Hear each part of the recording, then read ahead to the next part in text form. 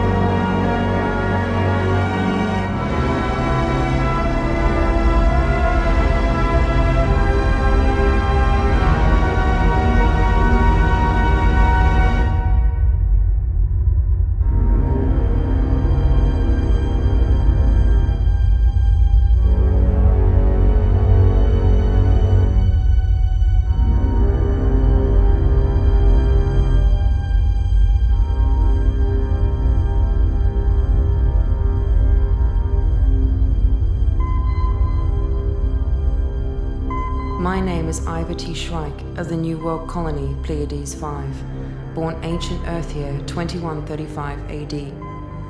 I'm a genetic moded level 9 human, Homo sapien caste, age 932 galactic standard years. This fragmented memory record may be the only historical document remaining following the great Homo sapien purge of 2820.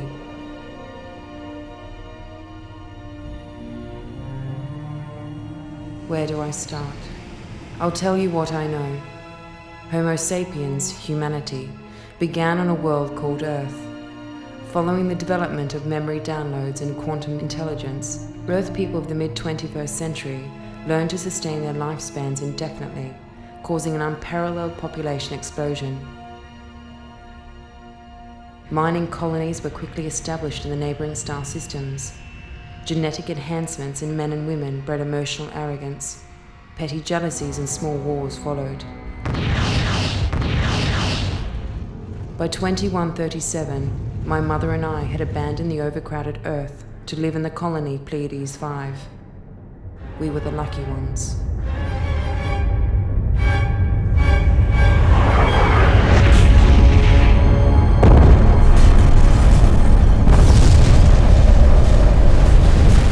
Destruction of our beloved Earth fostered a power struggle in the local quadrant.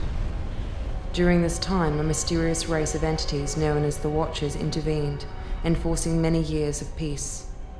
Their gifts to humanity were hyperspatial wormhole gates that negated the temporal problems of relativity.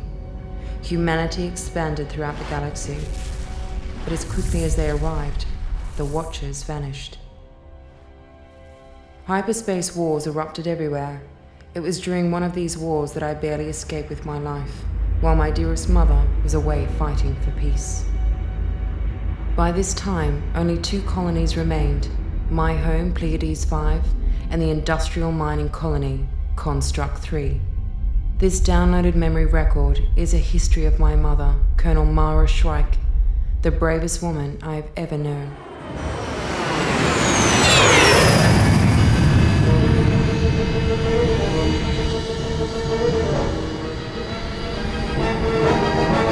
On my mark.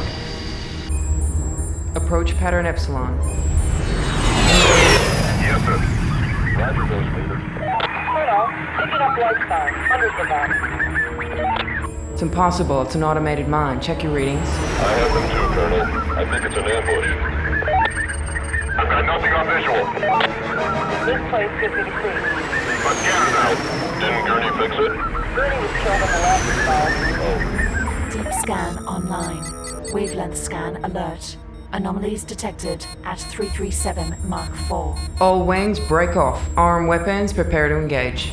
Green, Colonel. Roger, sir. I've got nothing on visual. Yup, giving me the green. Can you see anything? Or is there something coming around? 2 marks detected. Class 4 Konstrukt-3 battlecruiser. Weapons armament. Barrage laser. Pulse cannons. Weapons armed. I can't see anything. Ghost leader to CC4. We're under attack from 2 Class 3 battle cruisers. Request hyperspace pickup at 7.28. Roger, Ghost Leader. All wings, rendezvous 7.28. No need to tell me twice, Colonel.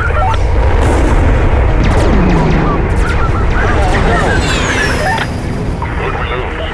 Midget and our crew. Not good, not good.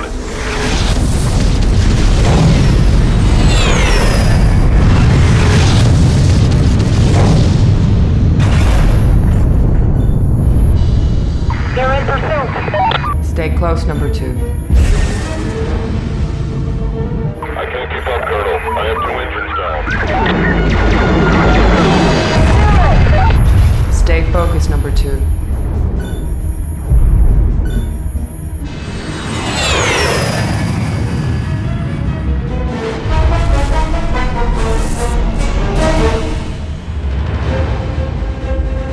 The cavalry's here.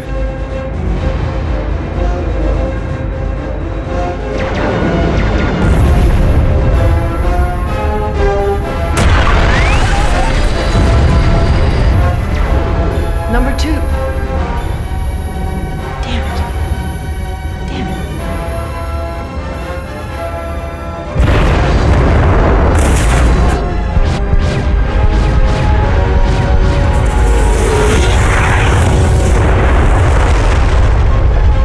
CC4 coming in with heavy damage. Ready fire crew. Flashpoint alert.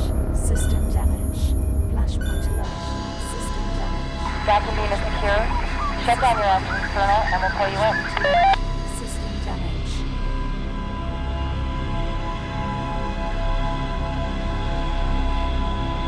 Flashpoint stable. Systems offline. Flashpoint stable. Systems offline. Flashpoint stable. Systems offline. Flashpoint stable. Systems offline. Flashpoint stable. Systems offline. Looking in on my mother's life allowed me to learn much about emotional suppression. Losing her entire squad impacted greatly on her in the days to come. It was this guilt that fueled her on when most would have given up. Mara, my mother, was an intolerably lonely woman. The members of her squad were her only friends on board.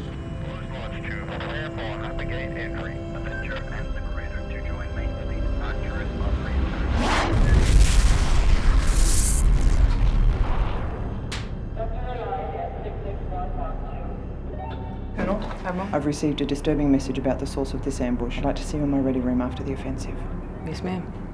Roger, 9123. Admiral Keyless and my mother never saw eye to eye. I learned later that the Admiral's prejudice towards the best colonel in the fleet stemmed back 12 years. Mother was never aware of what lay hidden in her past. I really miss you, Mum. I love you.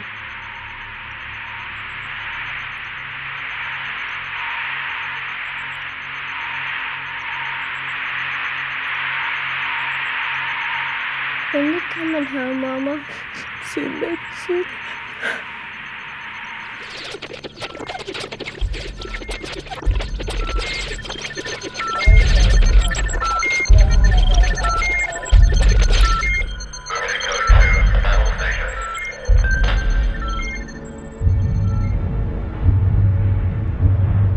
Aggregate failure.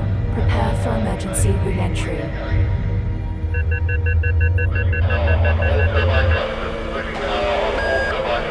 Full power on all turbine clusters. Emergency code 2.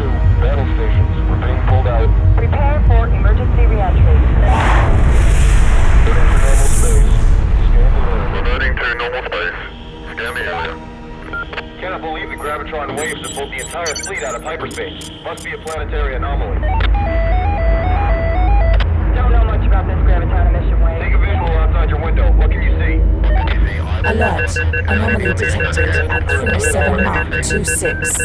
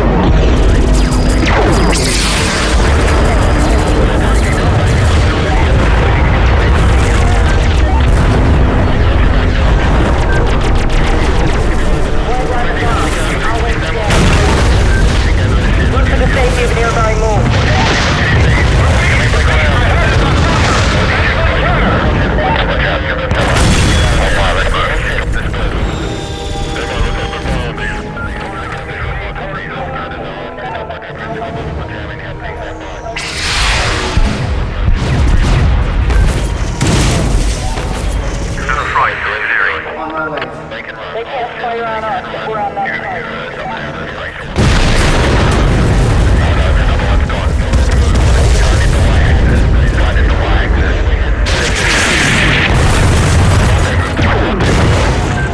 Mother had one friend left on board, Corporal Roger Blake Usul, a lowly technician who had risen to his rank through wartime attrition. Though hardly a man worthy of any form of command, Usul had an unusual talent for keeping himself out of harm's way.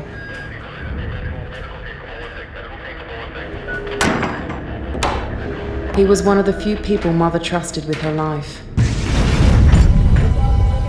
What are you doing?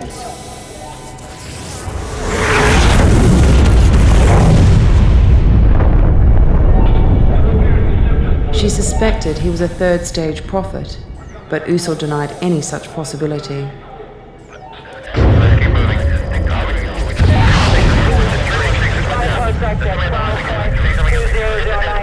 The Konstrukts had threatened the galactic quadrant with planet smasher technology for many decades.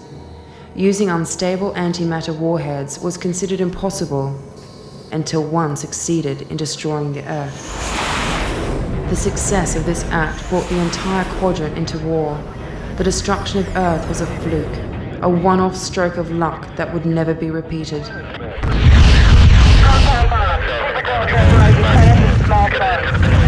As the war progressed over the years, the Konstrukts applied themselves to perfect their antimatter technology.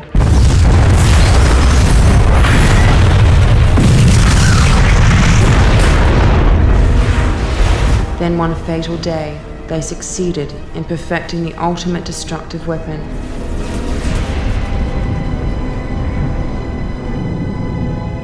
The galaxy would never be the same again.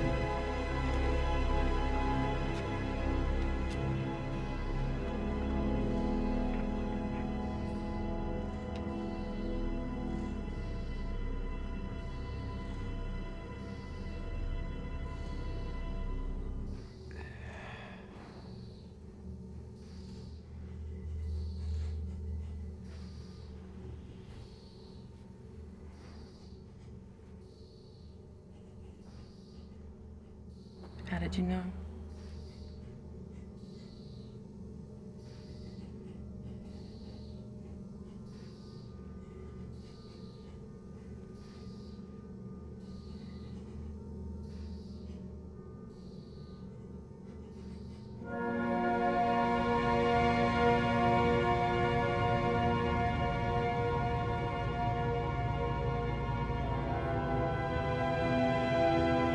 This is an automated central command authorization.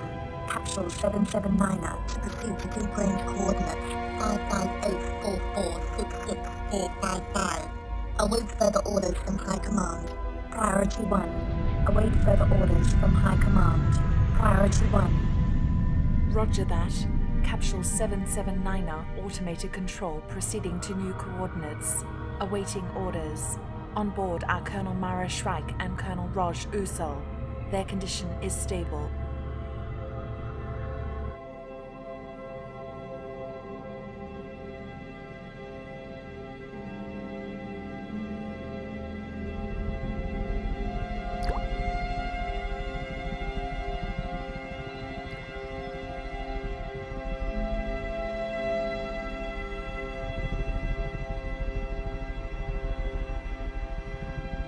Mother's only comfort was her addiction to her mind game apparatus. Amidst her isolation during the war, Mother had stopped taking her addiction suppression drugs.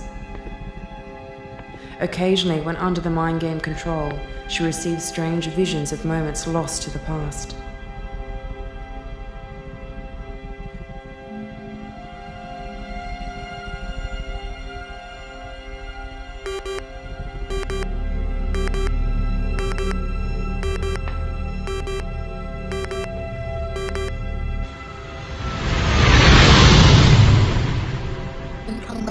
Incoming message. Confidential Level 2.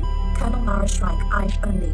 Nephilim agents report an Infinity 7 planet smasher to be launched in 42 hours. Prime target is the home world. Land on SETI Alpha 4 and disable weapon. War Rocket 3 is 22 hours away to supply additional troop and weapon support. They are home to your personal transponder. Nazul agency suspects Corporal Usul is a double agent. Dispose of him immediately and stop the launch at all costs. Your own life is expendable. Message repeat. Confidential Level 2. Colonel Mara Shryyke, eyes only. Nazul agents report an Infinity 7 planet.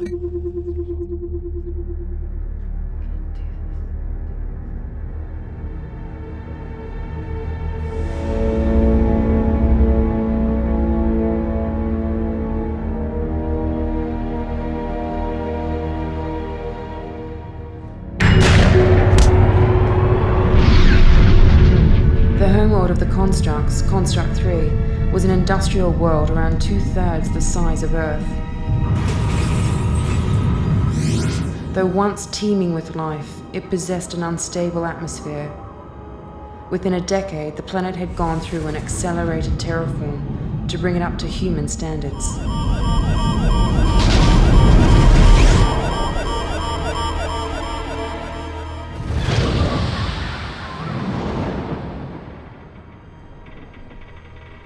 The escape pod's auto-landing had not worked as well as expected. Each pod doubled as a hyperspace thruster. Emergency rations and supplies were often non-existent, having been stripped for use over the years by a degrading military force. Usul, the traitor, had hidden a small atom slicer pistol on board. Mother had no trouble finding it with a small radiation detector.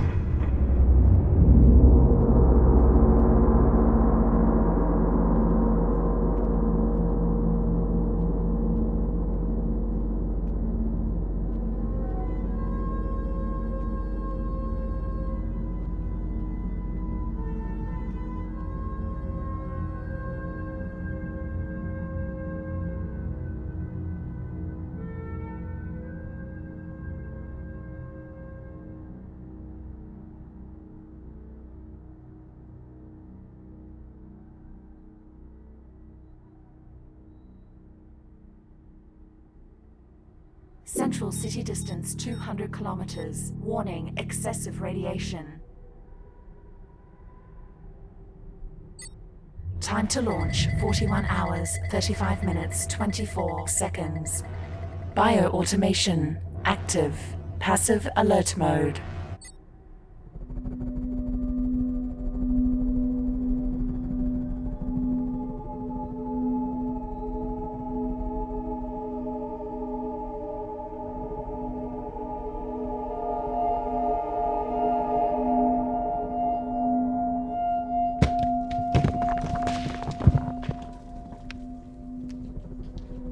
Mother experienced the occasional hallucination during the mind game. But on this world, hallucinations came without precedence.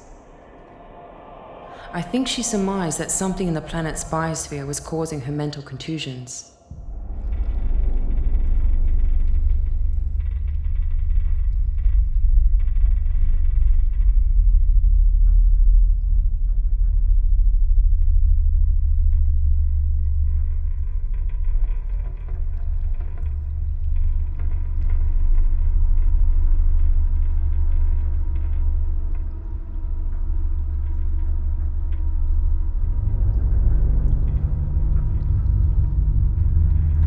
Konstrukts were known to have thick skull cavities through genetic engineering. Originally, the Konstrukt-3 world was established as a medical research colony.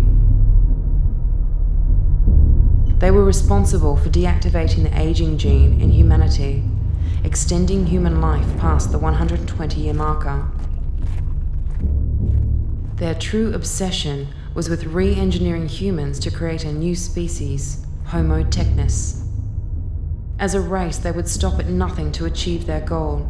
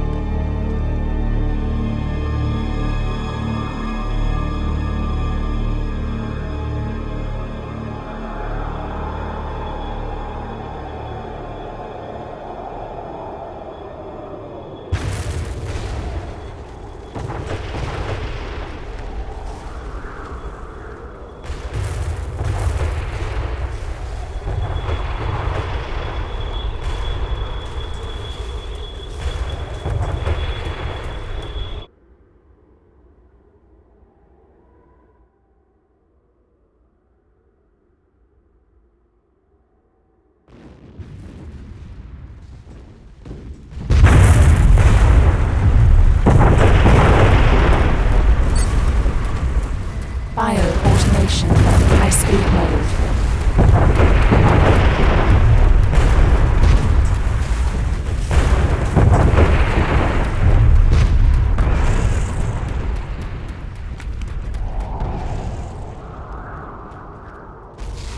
As a result of the harsh terraforming, most of the indigenous K3 life had completely vanished.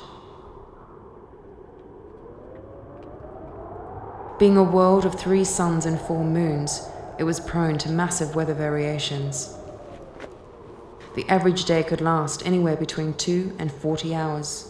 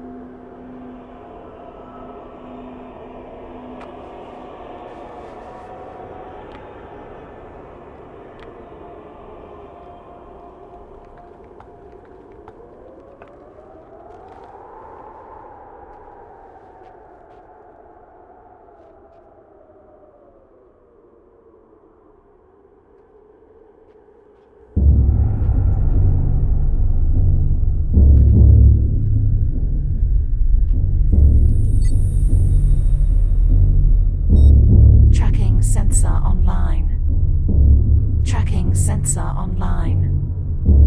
Tracking sensor online. Tracking sensor online. Biosignal detected.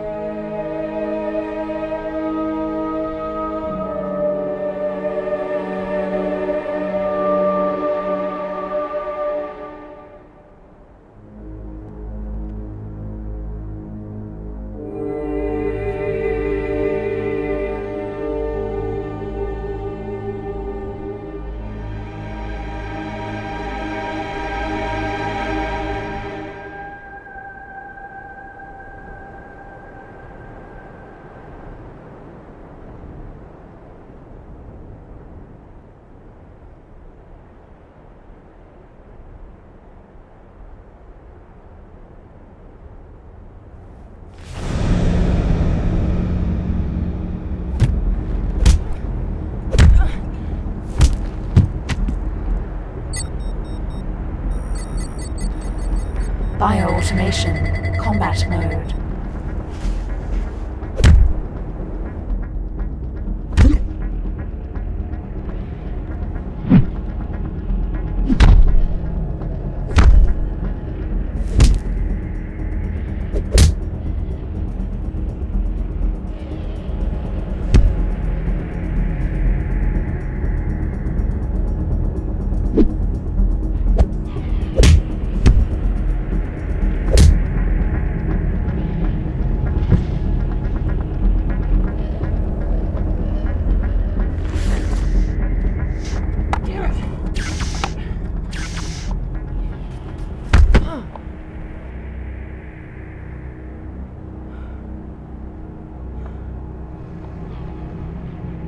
Many times, Usul had whispered thoughts of improving humanity. Mother took this as intellectual overtures of early romance. Those around Usul suspected otherwise, but Mother would always defend him. How wrong she was. Offline. Offline.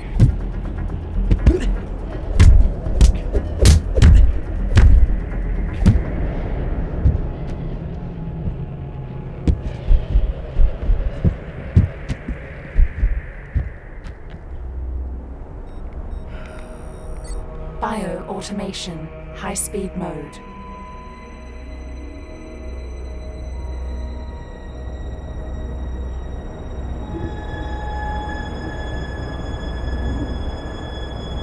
Hyper-accelerated running and combat modes would heavily drain my mother's bioelectric boosters.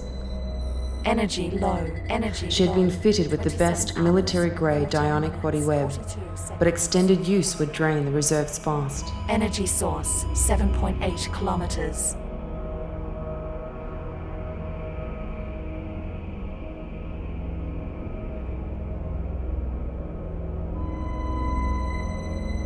Great battles were fought in the early days on K3. The religion war of 2130 saw their first settlements wiped out through hundreds of nuclear strikes.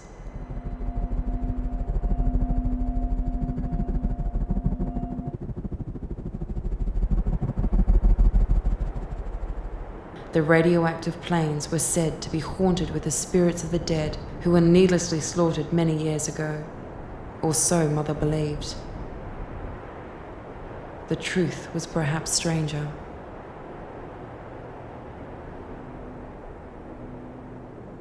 The Konstrukts had once fought to destroy all forms of religion. In latter years, they had embraced proto-religious concepts to help propagate their new species. It was hinted amongst the academia that the Watchers were the ones who seeded mankind's genetics in the past. Anomalies in the genetic code of humanity indicated somebody had interfered with our evolution. The Konstrukts were opposed to this notion and waged an ideological war against the Watchers. They, not the Watchers, would guide humanity's next step.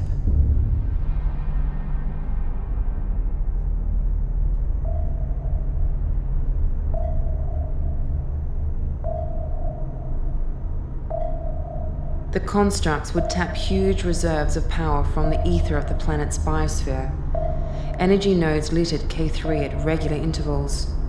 This bioelectric power source alluded to the fact that the planet was a living entity.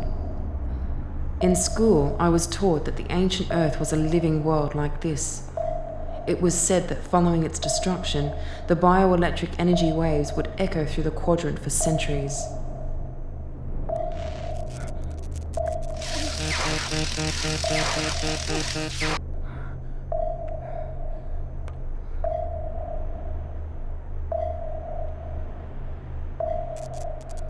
Recharging.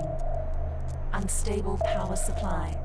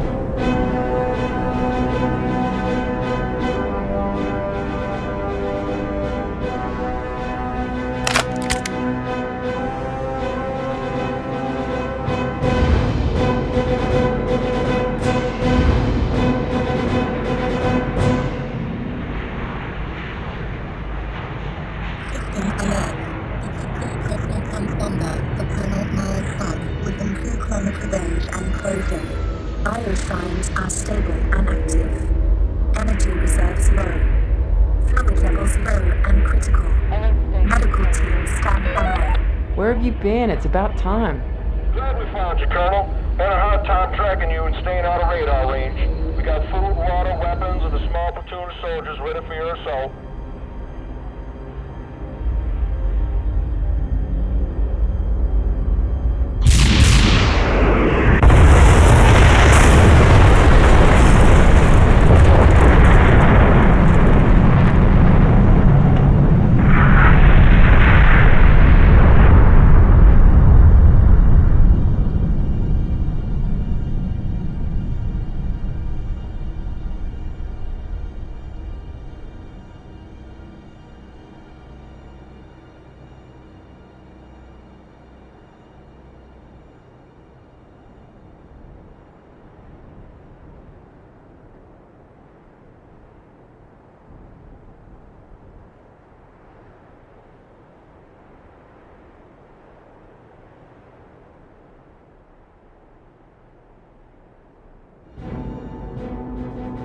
Usul's love for my mother was truly deep. As a fleet commander in his own military force, Usul was able to engage 6 dreadnought vessels to find my mother.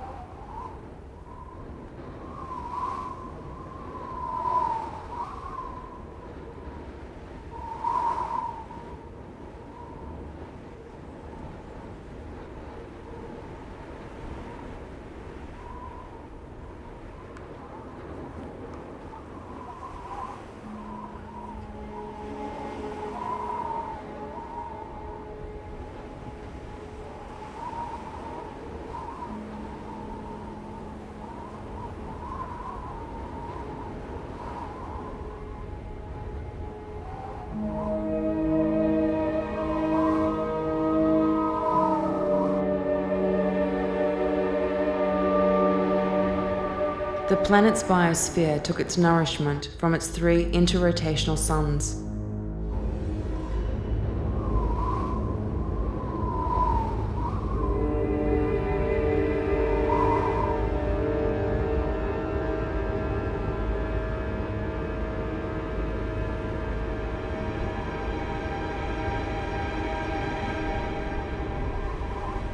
Many times during the planetary year, K3 would enter a heat zone that would raise the equatorial temperatures to inhospitable levels.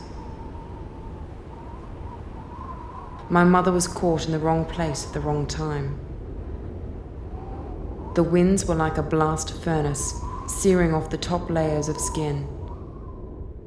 Living through Mother's life would always be a test of my own courage. Had I been her, I would have collapsed in the sand, given up, and surrendered. Somehow Mother always found the courage to push on.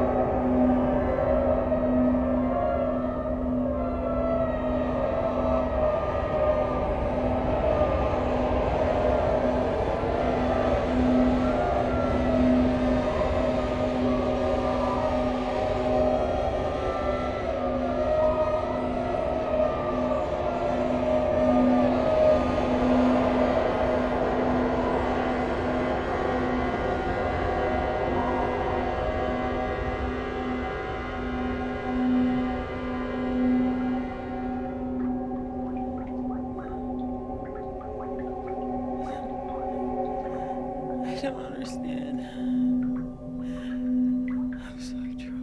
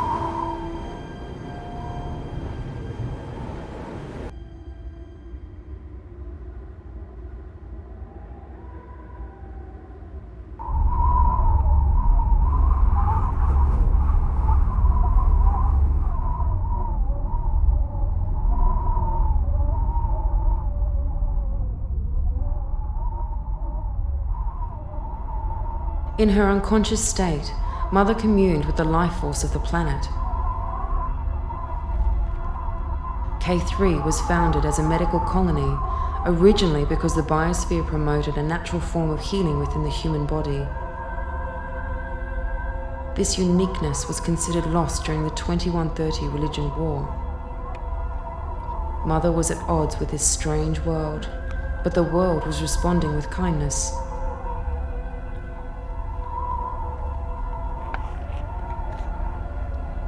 The Konstrukts were destroyers of worlds, murderers. Though barely a conscious entity, the planet was now fighting alongside her.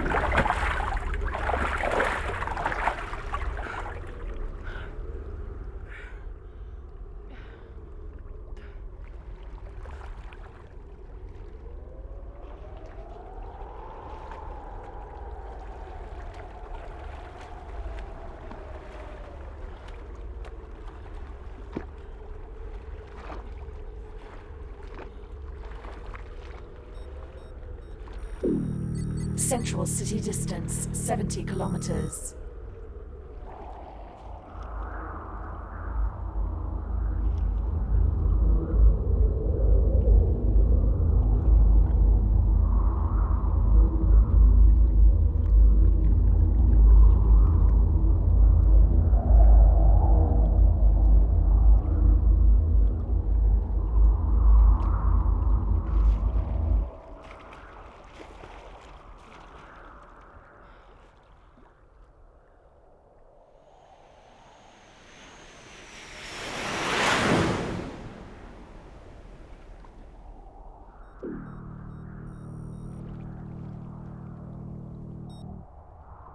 Rocket-based ore transport.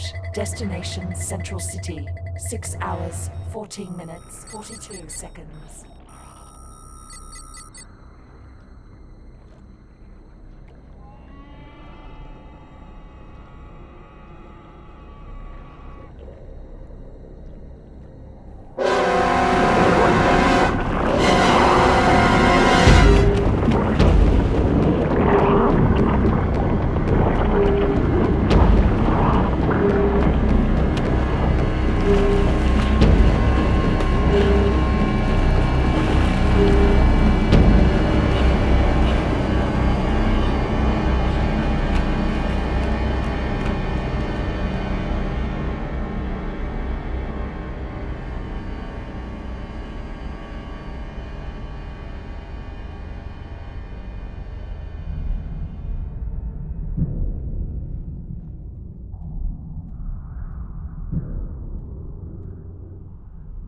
Zoom sensor mode. Motion detector. Rocket-based ore transport. Destination Central City.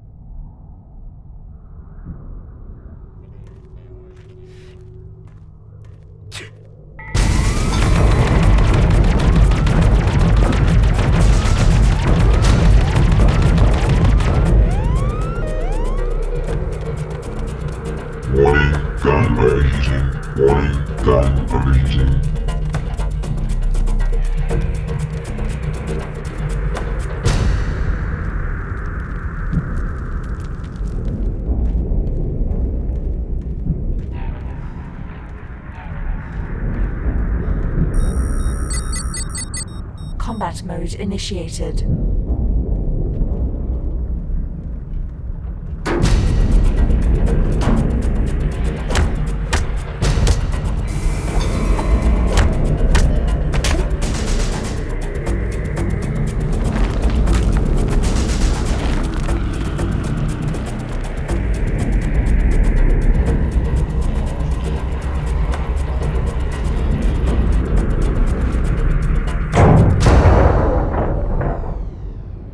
Early experiments with upgrading sapiens to Homo technis resulted in the creation of emotionless drone soldiers.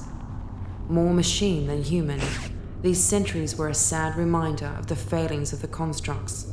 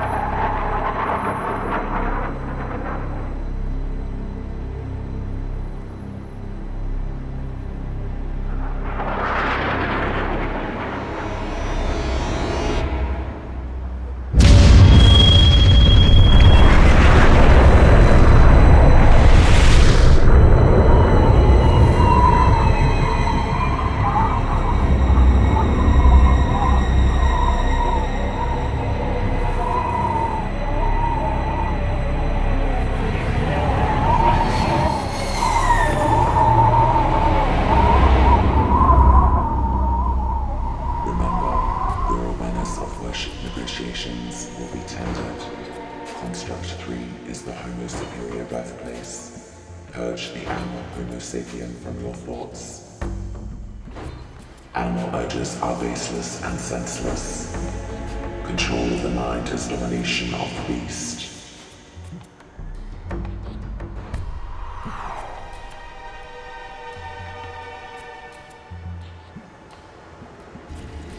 The future of humanity is us. Purge yourself of the beast within. We are humanity's last hope. Pureness in thought is pureness in being. Our time to create a superior race is at hand. Why not submit to voluntary biotech upgrades? The risk is now less than 5%. Roswell Control reports debriefing. Commander Roswell Control reports debriefing. Code 7. 316 report to control. Biotech addicts are the first in line for immortality. No longer will the Watchers have dominion over who we are. Recharging. Unstable power supply. Memory, intelligence, and hard work are the keys to our future. Warning. Power overload. Raise your work quotient above 12,000 and live to the age of 300 years. Power levels 98%. Raise your work quotient above 200,000 and live to 900 years. Work hard towards immortality. Work hard for our race. Sow the seeds for the future of humanity. Homo Technis is our goal, our dream. The universe will be ours.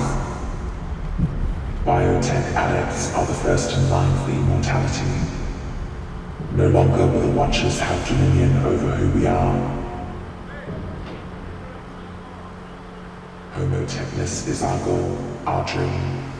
The universe will be ours.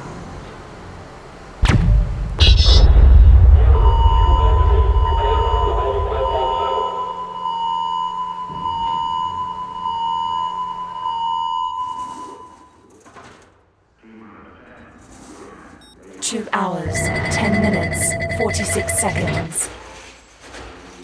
2 hours, 10 minutes, 46 seconds.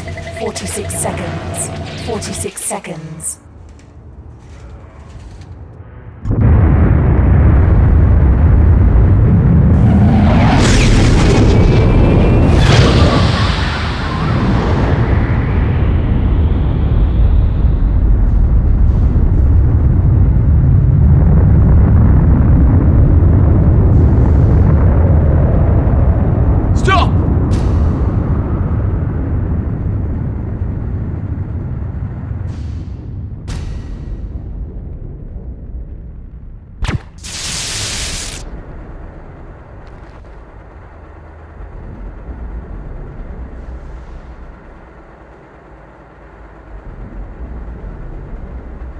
It's over.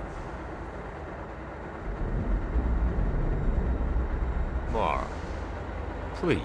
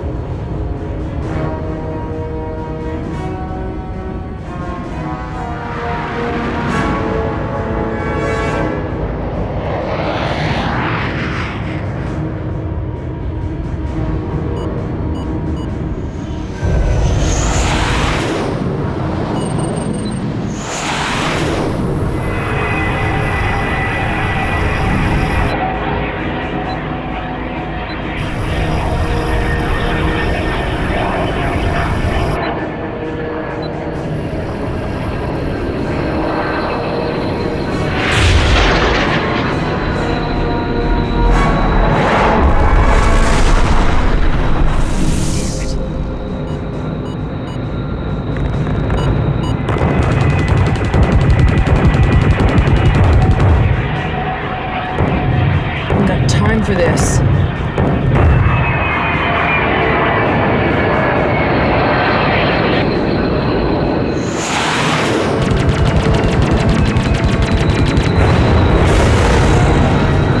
One down.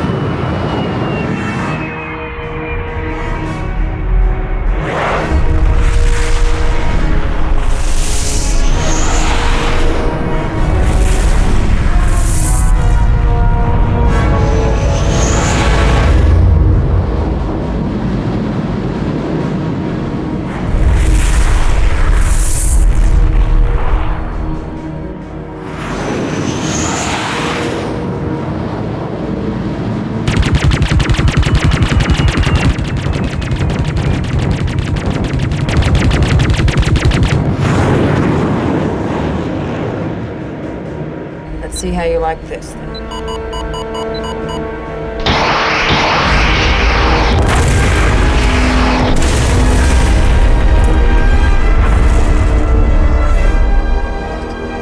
How am I supposed to do this? We've detected Planet Smasher device.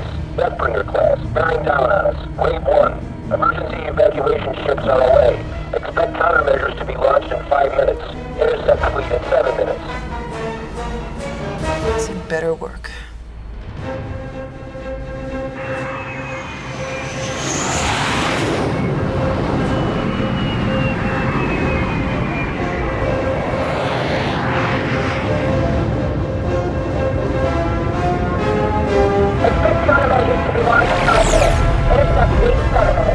Wave 1. Emergency evacuation ships are away. Come on.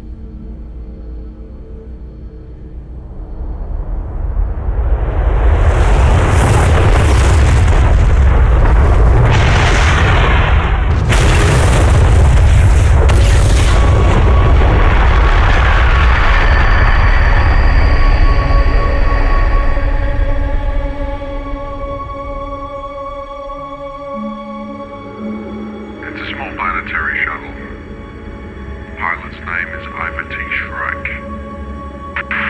She can't be more than 12 years old. Poor kid. She says she's searching for a mother. Mother's parting gift, a small planetary shuttle, became my most precious possession in the years to come. I eventually found her memory download capsule inside a navigational beacon. These beacons littered the hyperspace trade routes.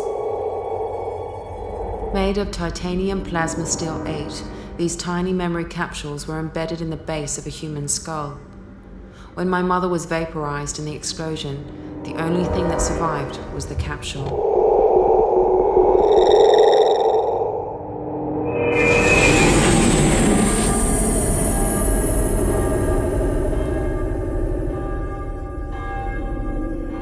I have lived through the memory download of my mother's life many times during my 6,000 years of stasis. Over and over, she lives and dies within me.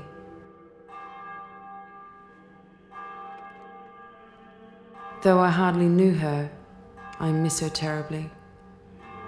I have glimpses of her earlier life on Earth, the great cities, the ancient architecture. What's your name? Mara. Hi, Mara.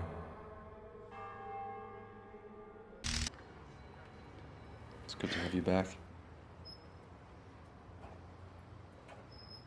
Mother spent her formative years dealing with her mind game addiction. She never spoke of my father, though I know he was there to help her overcome the addiction. I think you need a shower.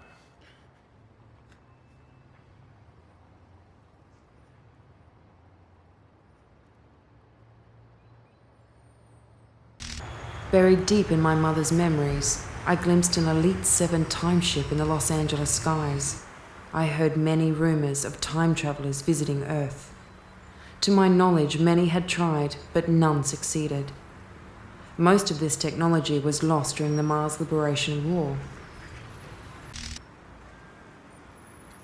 I have to do this.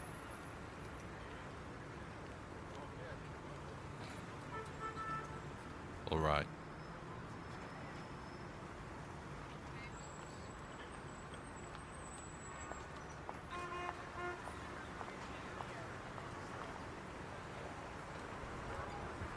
My mother and father had been together 57 years.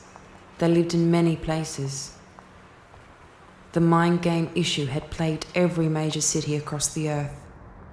When the war began, addiction suppression drugs were made compulsory by the ruling military government. Got the new Infinity 8. Yeah, everyone's onto it. Yeah.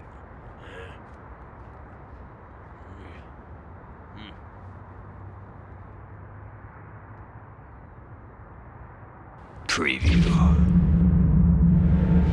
Do you have the warrior spirit to overcome the world of darkness? Then baptize your soul in the fires of hell with Infinity's Fantasy Dream 8. You are the mighty warrior Princess Azura, who must do battle against your evil stepsister Cheyenne. Infinity's Fantasy Dream 8. Can you survive the fiery battle against her dark angels? Infinity's Fantasy Dream 8. Can you conquer the treacherous peaks of Mount Calamari? Infinity's Fantasy Dream 8. And how will you react when Cheyenne reveals the dark truth about your own father? Infinity's Fantasy Dream 8, now with emotional interpretive technology, so you now have no memory of the pain and torment of the real world, leaving you free to be who you really are, the warrior goddess. Oh, no, wait, there's more! I found traces of my mother's time on Earth. To many, Earth has become a myth, but to me, our beloved Earth, our birthplace, still exists in these memories. This is all we have left.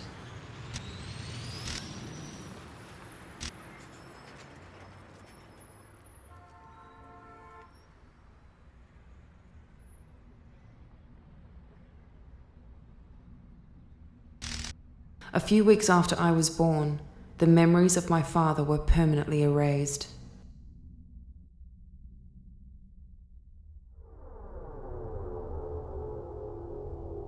Someone high in the military had tampered with my mother's mind.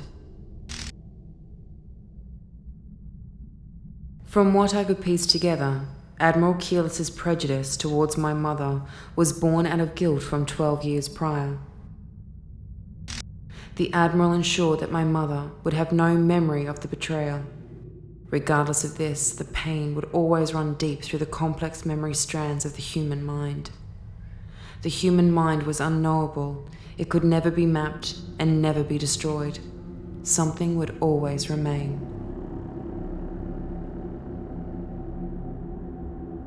My mother's life and my own are now intertwined. I am more her than my own self. My own experiments in time travel were geared towards warning humanity. My hope was that if I could change the past, I could change the future. I failed. My adventures through time and space stranded me in this place. My time crystal accelerator will not operate here. Time is slowing down, and nothing can stop the inevitable. My name is Iva T. Shryyke of the New World Colony, Sex 4, born Earth 55 AD. My time crystal accelerator has malfunctioned and stranded me here. My craft is protected by a null gravity field. Any attempt to enter the field will awaken my stasis. Please, help me.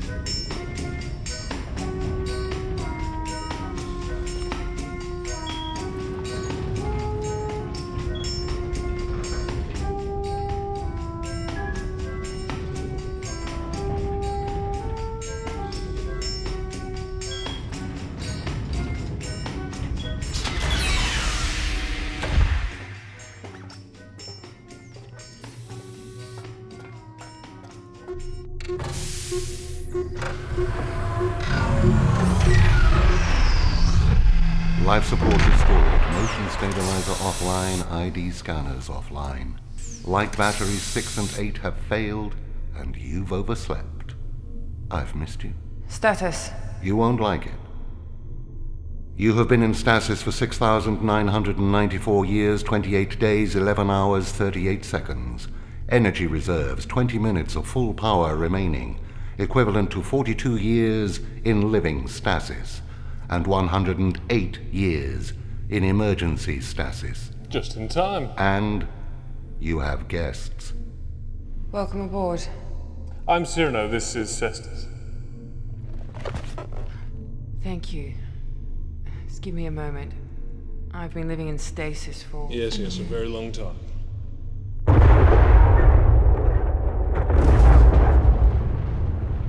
I was living through downloaded memory engrams. They've been in the family since 2048. 6,900 years of living other people's memories. The synaptic interface was breaking down. Yes, it would appear everything's breaking down. We're lost. Could you tell us where we are? 24th century combat issue. Mars Liberation War 2320.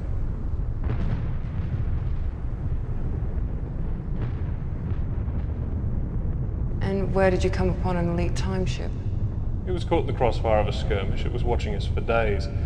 There was acid gas everywhere, so we hid in it for shelter. It malfunctioned and brought us here. Are we in a dark matter cloud? This is the end of time. The universe is collapsing in on itself.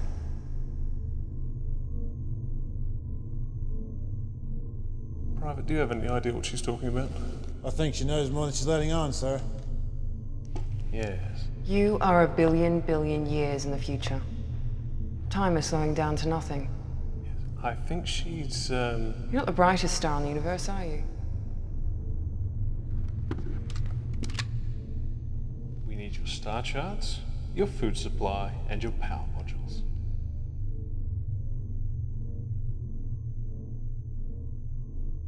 There's always someone like you to spoil my day. Enough talk.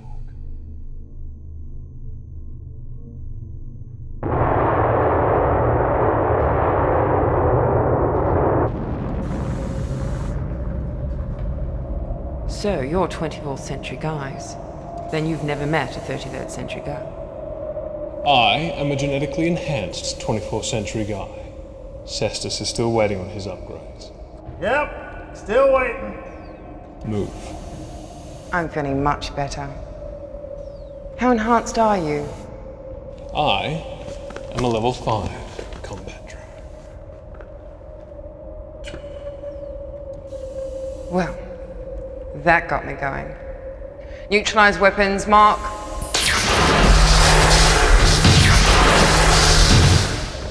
Thought you'd never ask. 4 minutes, 20 seconds of life support remaining. Never mess with a 33rd century girl. Damn it!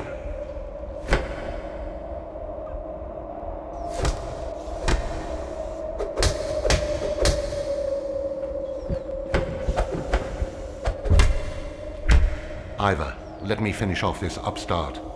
Now you're making me angry. Let me at them. Come on. If I had time, I would make you suffer.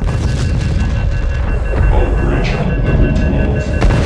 Access radiation. Hull breach on level 12. Access radiation. Hull breach on level 12. Access radiation. Life support failure in 30 seconds. Null gravity field failing. Stabilize our descent and prepare for slingshot maneuver. That old chestnut's not going to work.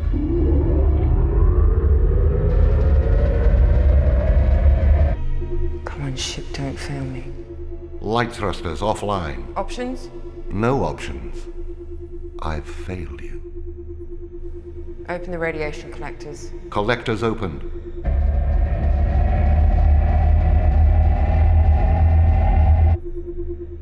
Power levels recharged. Status. Systems repairing. Estimate 3 hours for optimization. Activate null gravity field. Fire all light thrusters.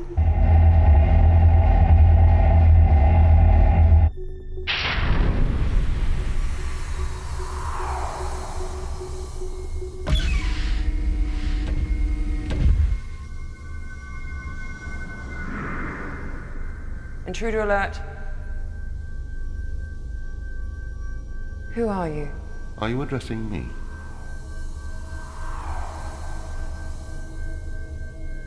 What are you? We were the Watchers. The Watchers? At one time. Yes, I've heard of you. And you, a proto-human being. The Watchers? You gave us dominion over a quarter of a galaxy. Then you vanished. We recall proto-humans squabbling over territory for an eon.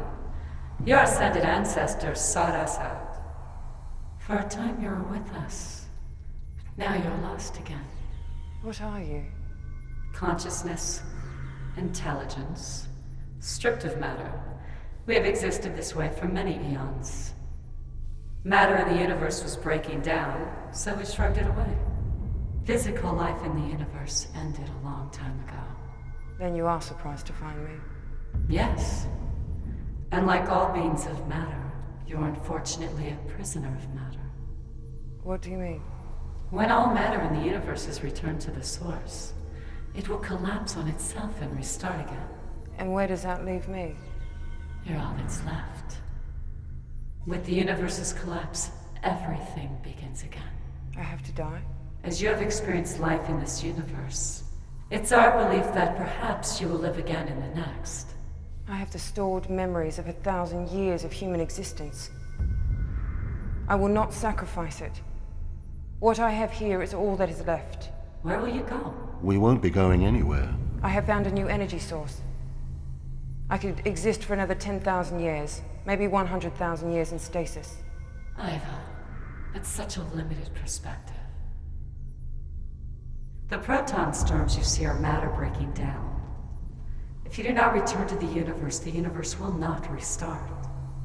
Soon matter will dissipate, and the universe loses its chance to begin again. What you are saying is that unless we join with that giant ball of matter, the Big Bang may never occur?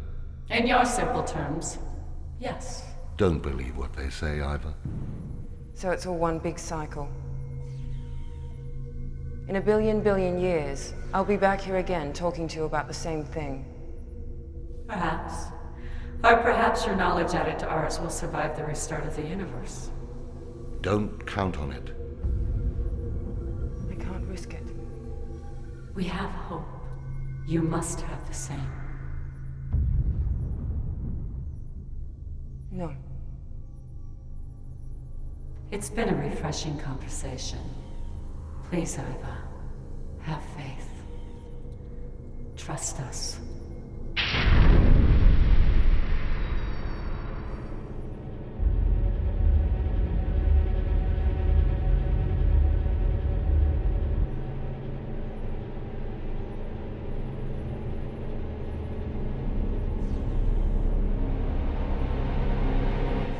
Please, Iva, have faith. Trust us.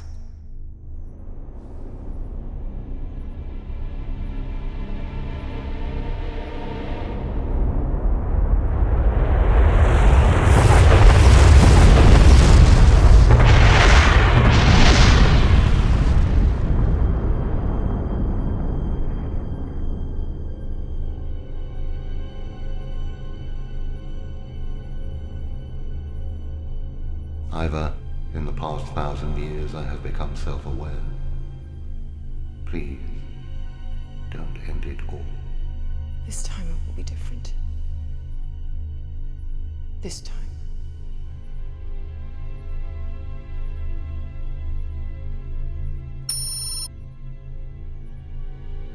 Not so fast.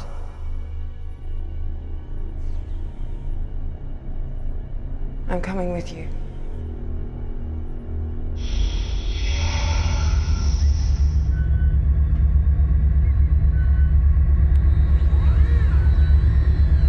Radiation shield active.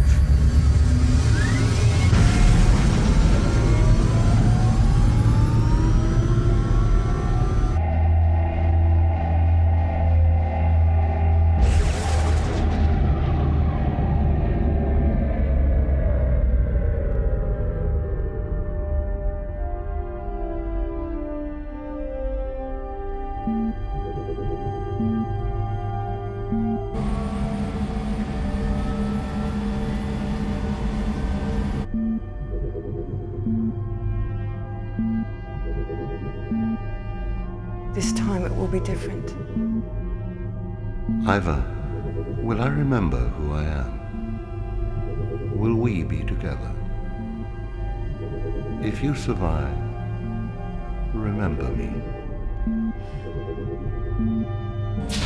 Memory download capsule ejected.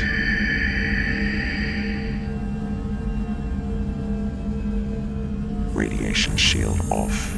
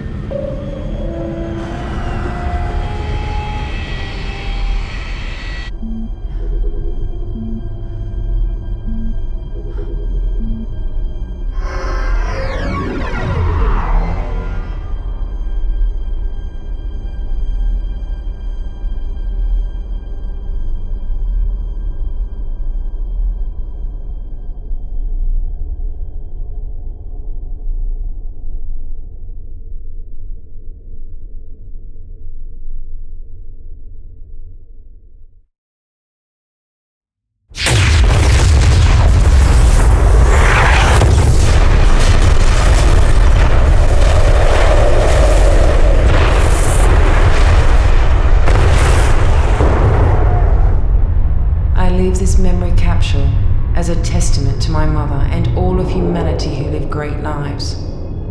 It is my hope that these memories will survive the restart of the universe. And you will remember who we were and how we lived.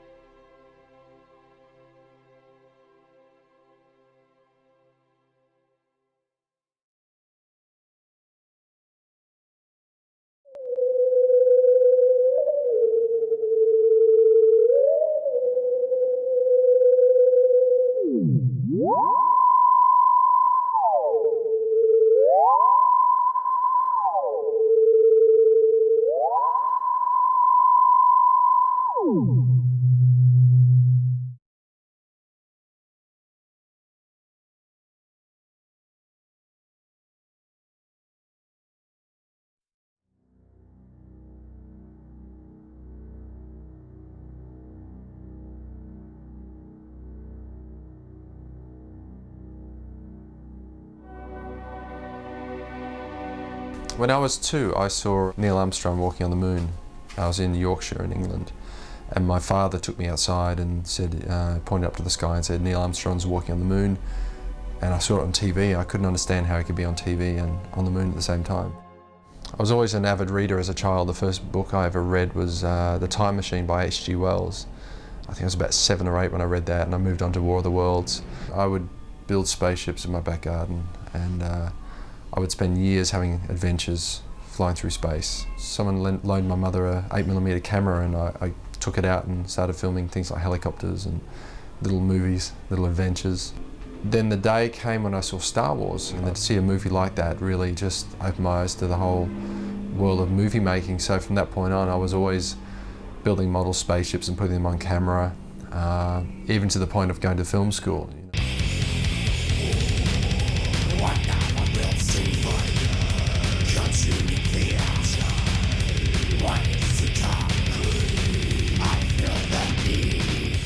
In my younger days, I tried to be a pop star, a heavy metal pop star.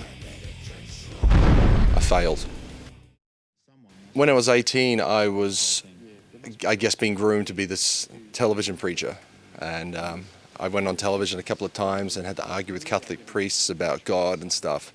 There is sin in the world, there is evil, but there's also good. There's good and evil, there's always a battle between it. But it's very difficult for me to believe in a God if my little one's just been run over by a car. Or... Well, there's a time and place for everything.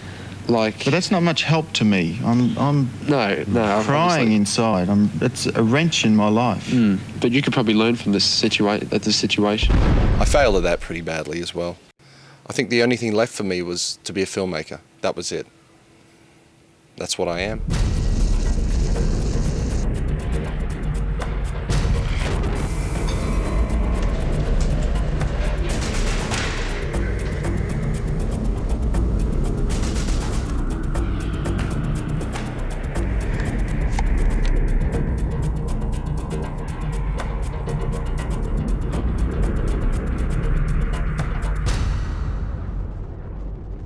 I always have this thing, it's very hard to get lightning on camera, and so I really felt it was, if we get lightning on camera, it would mean it was a good shoot. Oh yeah! Got it? Yeah, that was perfect.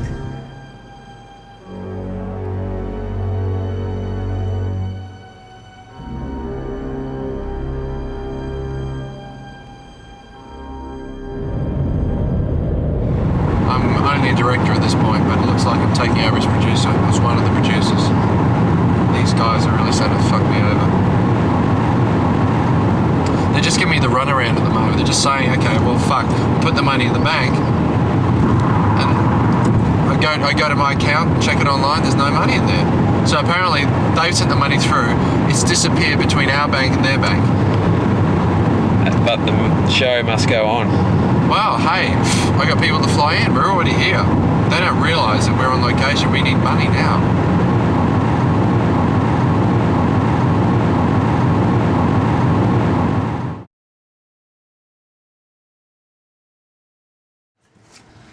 Now here we are having our production meeting the first day. We're wondering if this is a bad omen. There's a beautiful dust storm kicking in. As soon as everyone else sort of flew in, I flew them straight out to this little saloon, and that night this terrible storm came in. And prior to shooting our first real shot of anything, we really needed a costume for Usul. We got the usual thing, army boots, black army fatigues. I found this nice sort of combat jacket, and we just sort of put together a little outfit for Usul. And here's Blake, dressed up in his black outfit for the first day, and he's got his gun, wants a couple of photos, so I took a couple of photos at the hotel, and then he decides to go walking around and, you know, I don't know what he was doing. There was only 4 or 5 minutes involved with standing out in the car park in the sunlight, getting a few shots. suddenly he just races back inside and closes the door, and I said, what's going on? I peer out the window and there's cop cars turning up. After the third car arrived, doing a sweep of the car park and banging on doors, we made the connection that perhaps looking like a paramilitary terrorist at a suburban hotel was probably not a good idea. Every day from that moment on, cop cars were turning up and just watching. I think they were concerned that, you know, terrorism had arrived. Because I'd worked with Neil as a makeup artist, you know, on so many different jobs, and when he called me and said, look, I've got this film I really want to do, you know, we need to go to America. And I said, yeah, that'd be great, you know, and here I'm thinking makeup process the whole time. And he said, well, no, I actually want you as the lead. And I thought, I've only ever worked with him as a makeup artist, so it was kind of, it was a bizarre process to find out that I was actually acting in this thing. I mean, he'd only seen a showreel of mine, and we were mucking around one day on set, and he put me in front of the camera, and obviously he liked the look, and then next thing you know, I'm in America shooting a feature film. It's very bizarre. I've been developing this character, and suddenly saw the character in her, and just the way she looked. And it was really, wow, that's the sort of look I had in mind exactly. And she was perfect for the role. And I think the first day I saw her on set in her outfit and costume, and it's like, yeah, I was right. Thank God I trusted my instincts on this, because she was it. I guess the big problem was, you know, there's this cloud hanging over the whole production, in the sense that originally we had quite a big budget. We had a $3 million budget. And then these Canadian producers who'd come on board decided they needed to have a big fee, and so they took maybe $1.5 million out of it as their fee, leaving us $1.5 million to make the film. Okay, well, we can still do the film on $1.5 million. Then they came on board and started saying, okay, we've got special conditions about this, this, and this. We want, you know, one guy wanted his cousin in the film in a certain role, you know. It started getting a bit silly. I said, well, have they acted before? Neil was waiting on some funding, which he'd been arguing about on the phone for quite some time with the finances. He'd been paying for everything out of his own pocket, and basically we were living on a budget. I mean, the food for the day was like a 79-cent taco for morning, lunch and dinner. So right, yeah. So you want another $100,000 for that? So you're going to take more money for the budget? No, hang on. We're already under our budget, you know. It's already going to cost us more than what money you're giving us. So you want to take another $100,000? You want to take another $100,000 out of that? The hardest thing was the responsibility. I take my responsibilities very seriously, and I was stuck in a foreign country. Well, it's not really foreign to me, but it was still a place you're out of your own world. And I had to basically financially care for these other crew people. And that was hard, because I was playing the parent role. And when you're playing a parent role, it's very hard to sort of get into that creative mode and be a friend to these people, because they're all my friends, you know, very close, dear friends. But suddenly I was separate from them. And in a way that was pretty heartbreaking, because these were, you know, people I'd known and loved for many years. But I had this position of, God, if I'm not tight with my money, if I'm not careful with how I spend the money, I could leave these people stranded here without any food or any way of getting home. So I had to take on a totally different role, and that was painful for me, because I was isolated completely. I had no one really I could confide in. I was, you know, I had this whole movie, I had everything on my back. Now, as each day progressed, the production budgets sort of spiraled out of control. One costly little exercise was the day the production vehicle got bogged in the sand. Blake was up one side of this sand dune pitching a tent for us all, because we're shooting there later and we needed cold sand because I was going to be buried in it and I just wasn't going to roast in this sand. So we set up the shade and he was doing that, and we were down filming at another place. So, middle of filming, I just couldn't concentrate. I said, look, girls, I've just got to go up and see if Blake's okay. So, one might think we're going to bury someone. one would be right. So I jumped in the truck and drove up. He was fine, decided to reverse out. As I was reversing out, part of the, we had like a little road, little sort of half road thing that was, you know, help us get through the sand dunes. Part of the road actually crumbled away just as I was reversing, and we went off the edge, and the whole side of the truck just went boom. Tess and I sort of waiting down the other location, just, you know, waiting, and then we see all this sand flying out of the back of the wheels. Within a few moments we were hopelessly bogged. I mean, one wheel was totally off the ground, another wheel was up to the rim in sand, and we were just stuck there. There was pretty much nothing that could have been done. I ran onto the highway, found a highway patrol car, and asked him very nicely if he could assist us.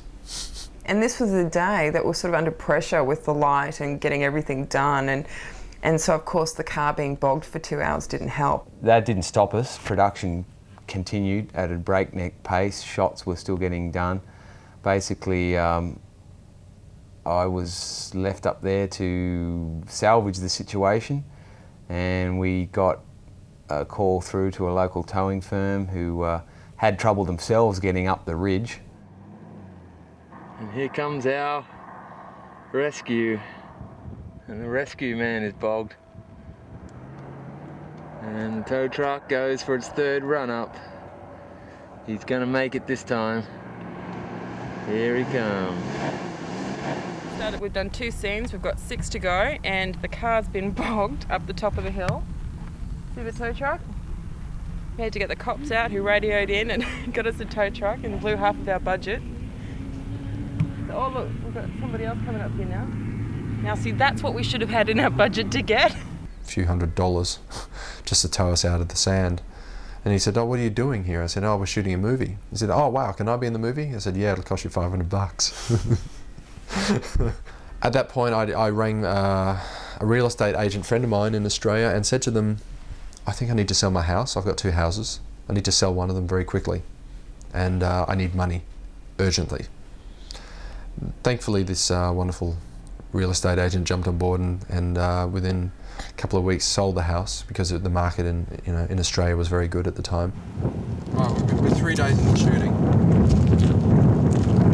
3 days. We've already been shooting 3 days. Yeah, I told you that.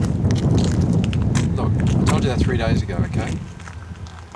Well, everything is now coming out of my pocket. Just turn the camera off. Just tell me to get his fucking ass out of gear, right? No, it's bullshit. Well, 1 minute we got $3 million, next minute we got $1.8 million, then I'm asking for $300,000, and you're telling me some bullshit about the stock market? You don't have your money in stock, so what are you complaining about? Well, they gut this little assholes, okay? Tell them to get his shit together now. Put the camera off. Tell them to get his shit together now. Sorry about that, girl. Everything all right? Yep. Just telling you where to go. Yeah, just... Oh, you're still rolling? Can you, like... I think we should just put the camera for a while, okay? Just... Off. Okay, take aim. Pull the thing out. That's it. Now careful, really careful. Recoil. Okay, get it working. It's not working. Fight the gun. Get frustrated with the fucking thing. Bang it. That's it. Okay, hold it. Now careful aim. When we first got to the desert, I mean, we'd been in winter in Australia, and I knew that it was going to be hot, we were going to be in the desert, but I don't think anything could have prepared me for the heat wave that came at us as soon as we got off the plane. There was one day I particularly remember that I had to run up and down these sand dunes and run past camera, and I think it was the 3rd take on this, and I'd gone straight past camera, and all of a sudden I just lost my hearing. I was just about to pass out. I thought, I'm going to die. This is the day I'm dying. I had no idea that it could actually be so hot. It was just unbelievable. Boy, a gale out here. We can hardly talk above all the wind noise. I've ordered all the crew to wear face masks. I'm going to dare it without a face mask till I'm a real man.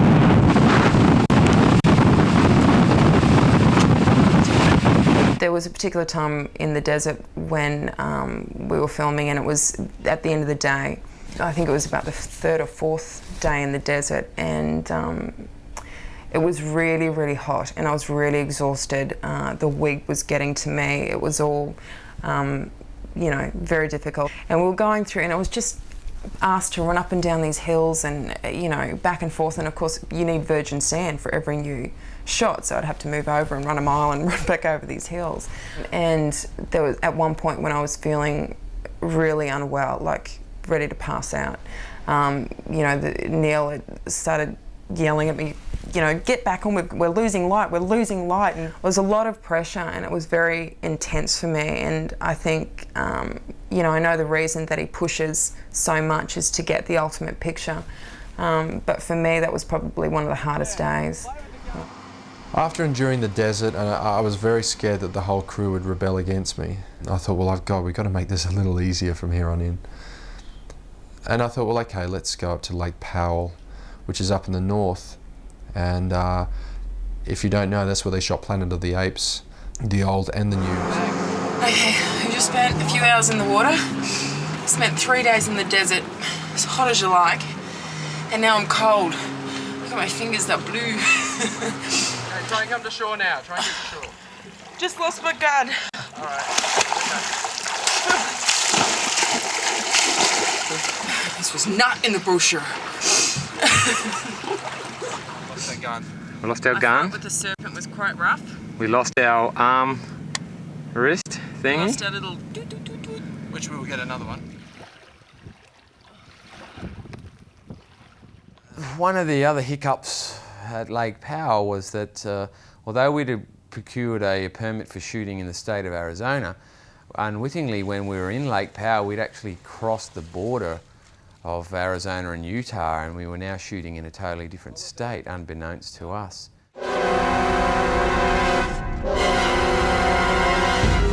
Next thing you know, a park ranger pulls up and starts having a go at Neil about, you know, permits and all the rest of it. And he said, sort of clenching his gun on the side of his body. I don't know why they arm these park rangers, but this guy was armed. And he said, look, you know, he's quite angry, you're not supposed to be here, blah, blah, blah, where's your permit? And I said, well, sir, I've got a permit, and showed him what I had, but it was not the right permit for the right spot. And this park ranger was pretty cross, and I think he was just about to cut Neil away. Eve came on board and just thankfully realised what was going on, just fluttered her eyelids and said, oh, we didn't realise you needed a permit, we're from Australia. And she managed, you know, I think once he, you know, he saw her and she, you know, spoke to a pretty girl for a bit, he calmed down and he was very helpful. And so we nearly lost our director that day.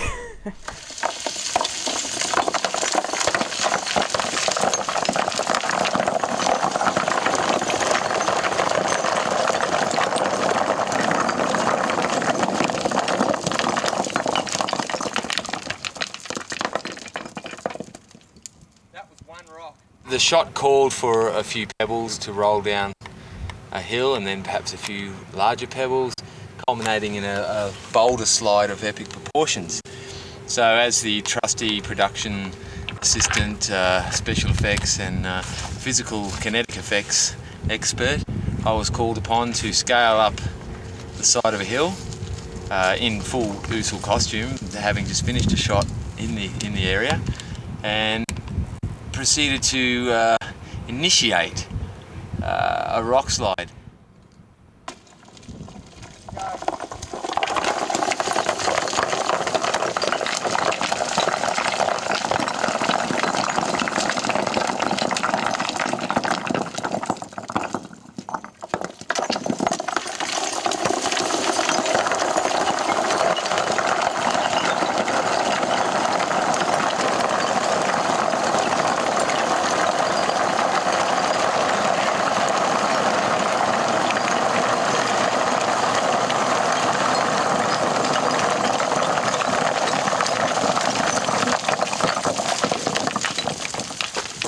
Whoops.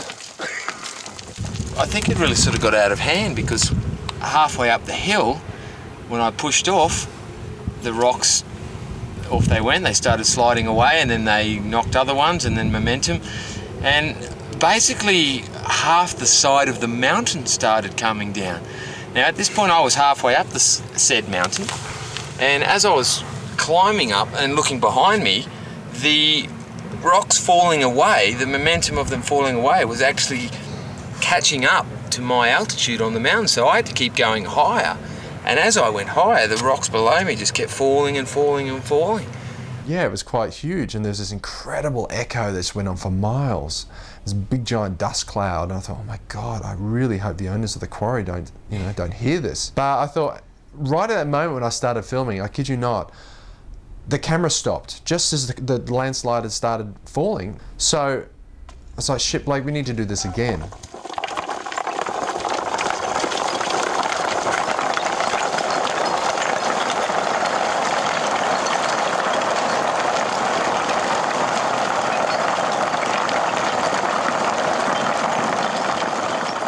As the end of the trip loomed closer and closer, we found ourselves in LA. Again, shooting without a permit.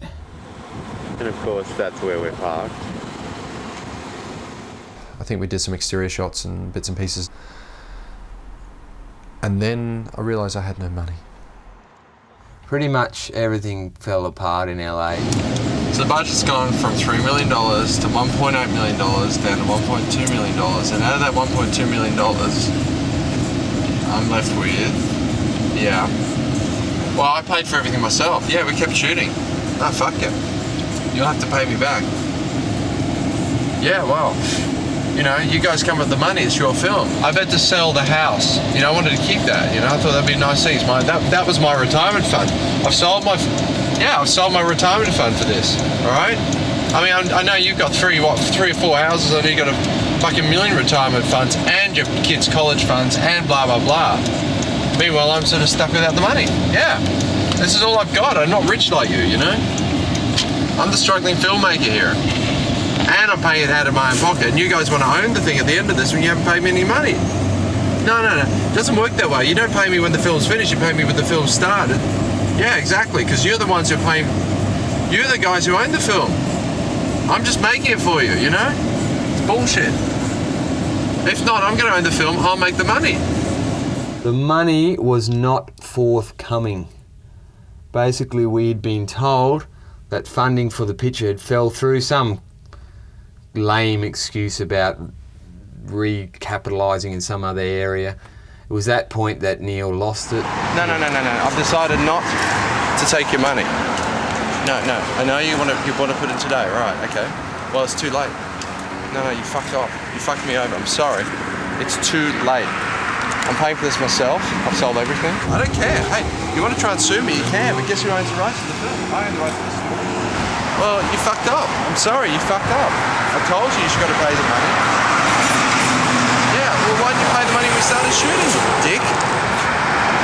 Oh, hey, it's my film now. You know, you can sit there and write your check. I won't cash it. It's your problem. See ya.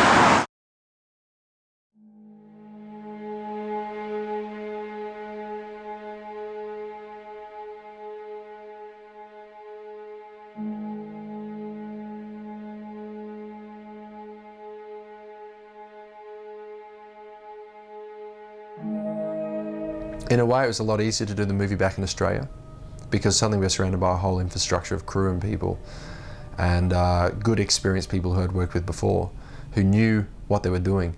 In America, it was just like a skeleton crew and, you know, fighting the forces of nature every day.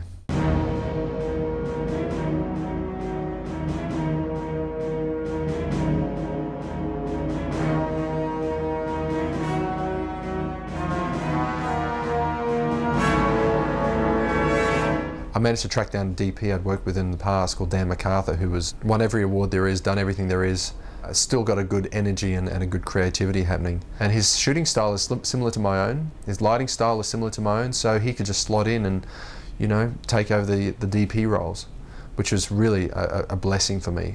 You want to go, obviously, full body filming, like that. It's good to have Jim Lagerstead back on board again. He'd been working on my second film, so he knew all the trials and tribulations we'd been through on all the movies, and it was good to have, you know, him come on board. Yeah, I was actually promoted. I was promoted to production manager, which was again a very interesting experience for me. These are the problems. Find a solution for me, and he just sewed it up for me perfectly. The blue screen days were interesting because we had none of that on the previous production to become one. So it was a new experience for me and many of the crew. It's very different from shooting on a location because you really have to try to visualize what's around you and behind you and all that. And obviously, at some point, the only person that can do that is Neil.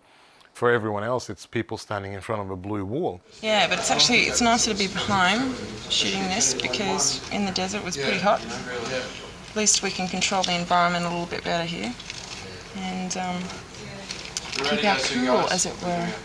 It was so intense what they were doing, what the actors were doing, that you actually somehow, that blue screen disappeared and you actually saw something else in front of you when you were watching them, especially watching through the monitor.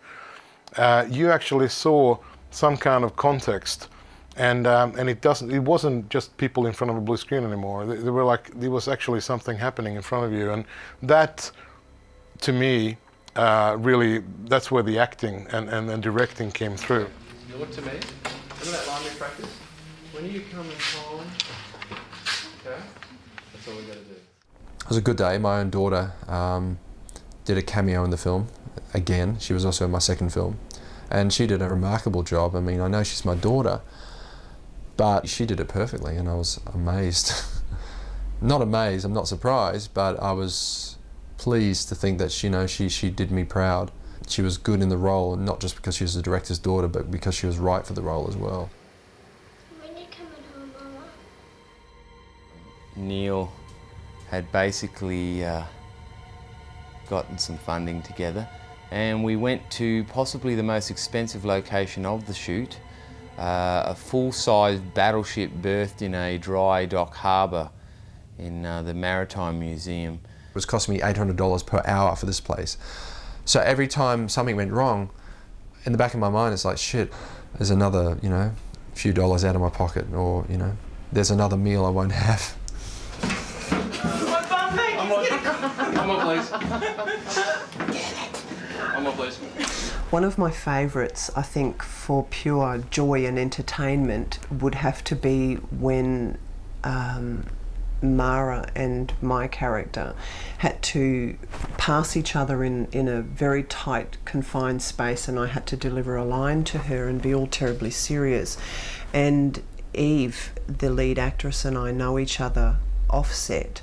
So we were all good, we're very professional people and you get into the moment and, you live truthfully and she keep it real and she stood in front of me and the next thing you know, we were just snorting and laughing like 15-year-olds at our first disco.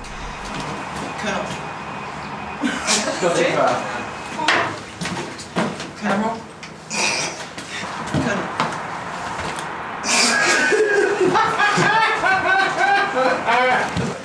Colonel. Colonel, Admiral, we've received some disturbing information that may explain the last ambush. I'd like to see you. It was just appalling and it just went on and on and on. Guys, that's not working for you, is it? And it went on and on and on, and we eventually got the magic and he was happy.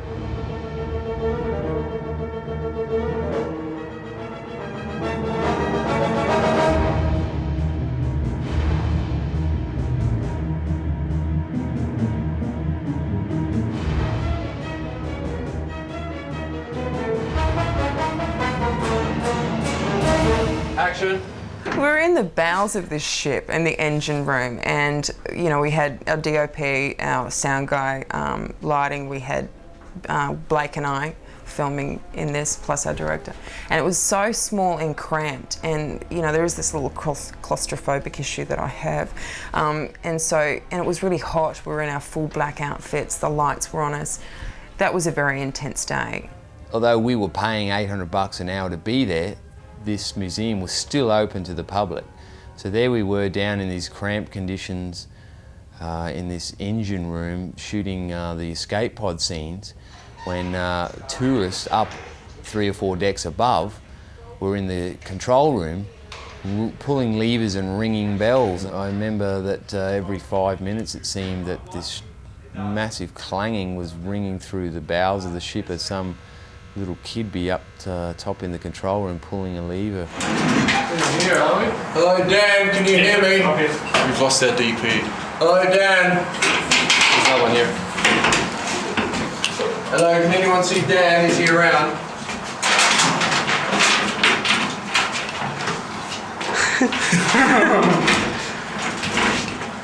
Calling Dan, can you hear me? Mr. Dan, are you around? Please come. Where the fuck are we? Captains. We're on board the. Oh. Please come to the steering wheel room.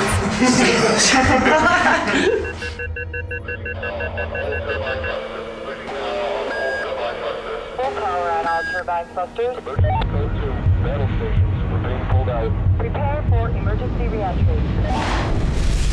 Returning to normal space. Scan the area. Reverting to normal space.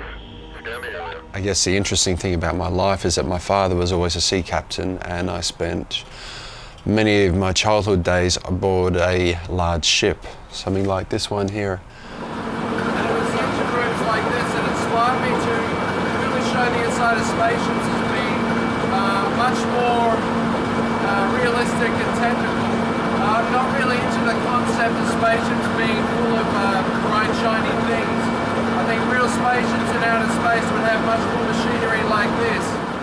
I guess there's always a sense of danger when you're on board a ship because there's no sense of being able to call upon your allies or anyone to help you if you get in trouble. You're really on your own, and it can be a very lonely place. So like in outer space, you're just looking out into the expanse of nothing all the time. Outer space now is the ocean of yesterday. There's that sense of discovery, the sense of meeting new people and, you know, possibly being attacked by them and killed by them. At any second, you know, a storm could come up.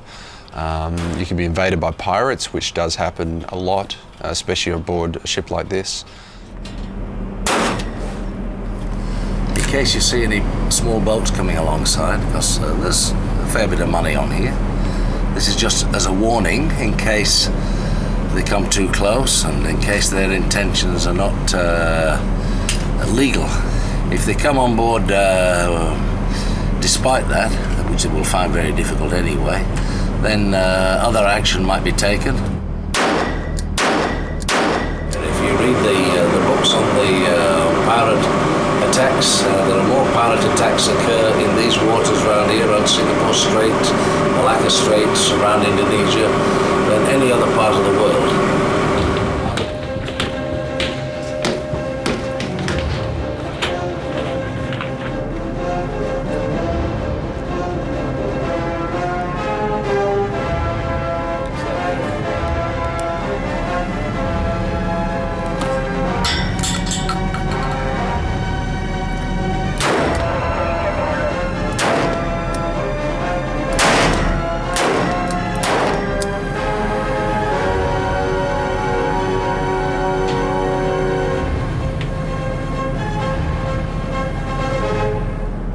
Powerful, you see. They came alongside the ferry while it was in position and tried to get on board, but they couldn't. We're a casino ship, and people assume that we have plenty of money on board. However, being a high-sided passenger ship, it's very difficult for any pirates to get on board. Problem solved, yeah, no worries. Everything fixed now. They go to prison, maybe, or maybe it's execution, I don't know. Who knows what the penalty for piracy is around here?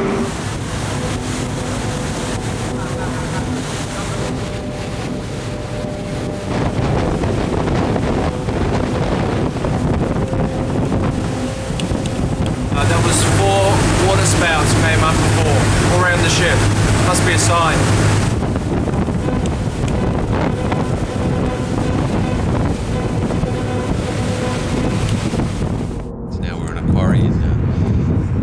Gold Coast, local area, and we're seeing Neil's passion for filmmaking in progress here today as he throws himself into the role of director, producer, writer, main antagonizer of the project. You need to hold it somewhere when you shoot, you know? Yeah, underneath's better. Underneath. You can't really rely on that not to break off, so the outside. Yeah. Okay, so don't actually think that that's an actual handle. It just vibrates like this. Or whatever, but you know, yeah, try. I have to say that the whole time that we were travelling around America with all these different, like, completely adverse conditions, like the deranged cultists chasing us, the police thinking we were terrorists, the sandstorms, the extreme heat, everything that went on over there, he was the coolest cucumber. He kept everybody really calm, and I think because he is so in love with what he does that it just keeps everybody energized all the time and keeps everybody loving what they're doing. And you know, I've got to say I really appreciated that about him. There will be contact, but I promise. Yeah, did you want to kind of wrap it away or just basically stand? She just stands here, and what are you going to do? Lift your arm up. Some of a gun on, yeah? And go like this. Whack it down. In slow-mo, though. Okay. In slow-mo. Okay, so just lift that up. Slow, that's it. Bang. Bang. Bang. And then swing your arm back. And then she thinks, oh, fuck this. Oh, this is when you go find some dirt. Well, see, wouldn't he have hit me on the first hit? There's no need to carry this out. Boom, I'm like, that's gotta hurt. So I'm down on the ground. He's missed you on the first hit. Whack with some dirt and off I run. Well, he misses you on the first hit. Okay. Oh, I see. But he gets you on the recoil. So basically, you just sweep the arm across. She ducks. Oh, I see. And then up. Whack. Yeah, whack, whack. And then what does he do? Then slow-mo. When you see the finished product, you can't believe it when you've seen how it's actually been made. And that, I really enjoy that process of seeing how it's being made and then seeing the finished product, because there is such a big step from the raw, seeing it live happening in front of you and actually seeing the finished product. It amazes me, and every time I see it, it amazes me. So, needing a location for the missile base, we proceeded to take over an entire brewery with all its piping and appropriate looking scenery. I wanted the sort of industrial feel to the film, to the city. I didn't want it to look like a regular city. I wanted it to look like something more mechanical. There's a lot of red tape we had to go through to get to film there because, you know, these people are very safety conscious and everything else, and so they were kind enough to give us permission to film, you know, in their brewery. So we all had to wear a funny little yellow vest. It looked incredible. The lighting that Dan came up with and the shots were just amazing. And yeah, we had to put effects on later to enhance it, but it was an amazing place. As we got to some of the last shots at the brewery, it was a pretty grueling day, and the last shot we were getting in the can before we lost light was very crucial that we got that shot because we weren't able to really come back and pick that up. And this was Usul's death scene, Mara's confrontation, basically a pretty heavy sort of emotional shot, but physically very taxing as well. And just before the final take, I think just in the final rehearsal, Eve managed to quite seriously pull a ligament or sprain her leg quite badly, to the point where she really wasn't able to walk for long. Throughout America, I mean, I was always aware of injuring myself because we're in such an isolated location, and considering all the action that Mara had to go through, I really reserved energies and was always cautious of where I was going. And I ended up, you know, running up cliffs, jumping off cliffs, diving into the ocean, you know, being buried in sand. I was covered in bruises, and one particular time from my a belt, my gun belt that I wore, I was getting bruises from my gun hitting it, and all sorts of things went on. And then we get back to Australia and I'm running along a tarmac and I actually injure my leg. It was the weirdest thing. There was so no danger.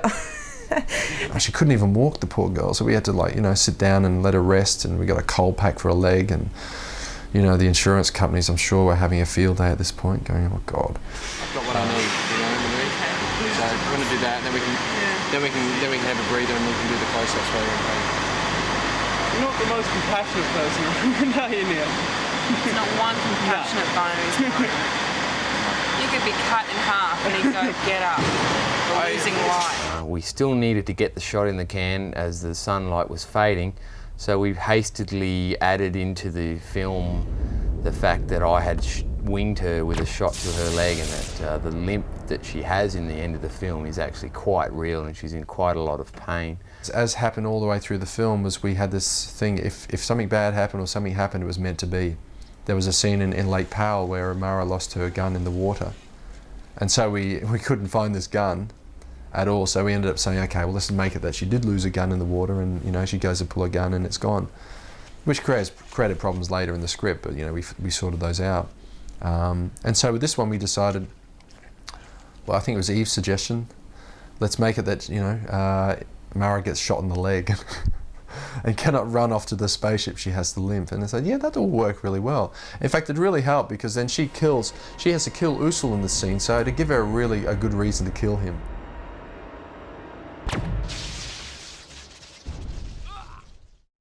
Mara was sitting inside a Nazi bomber, which, you know, had been put into this museum, and of course we're going to mat it up and it's all going to look different at the end of the day. We just wanted to use the cockpit part. Watching the missile, suddenly it accelerates, you get pissed off. They had military tanks, and I love military hardware like tanks and planes. It looks cool, and if you're a kid, it's great things. You know, it's great fun to play in. So we were just playing for real.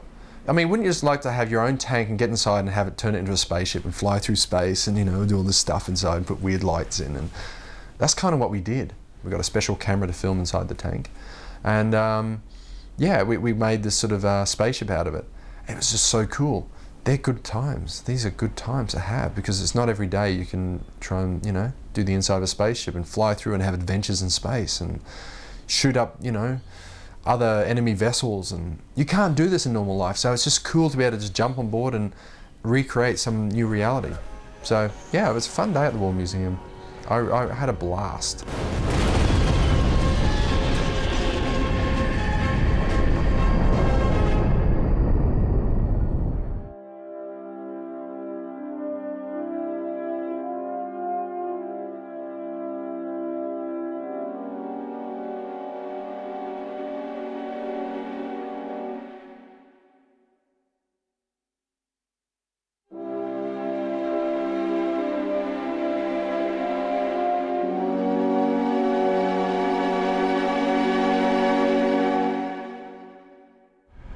So I've caught a very quick flight over to Germany because I've been ringing the effects company for the last few days and no one's been answering the phones. They've not been answering their emails. I've managed to make contact with the receptionist and she's told me things are not good. They've officially closed their doors, and come Monday, everything they own is going to be seized, including all the tape stock, all the footage, basically all of my effects footage from the film is also going to be seized. We're about to do something illegal, and I have no qualms doing this because something of mine is inside this building. I'm going to find a way in right now to try and get it. It's a little bit quieter now, so I'm going to try and sneak in and just hope no alarms go off.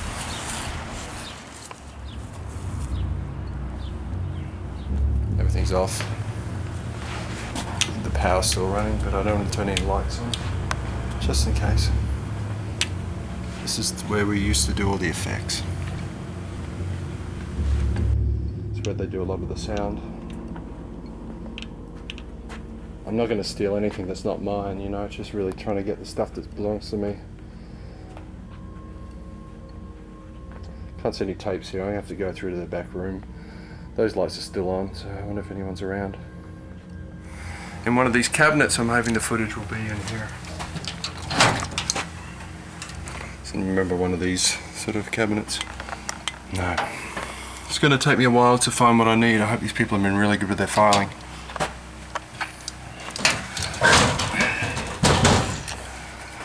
Okay. This is interesting. A lot of this is empty.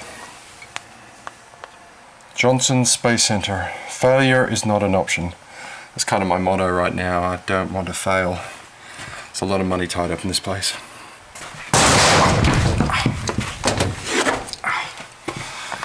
Second time I've done that. Guess I've got to stop playing with this camera. Shit.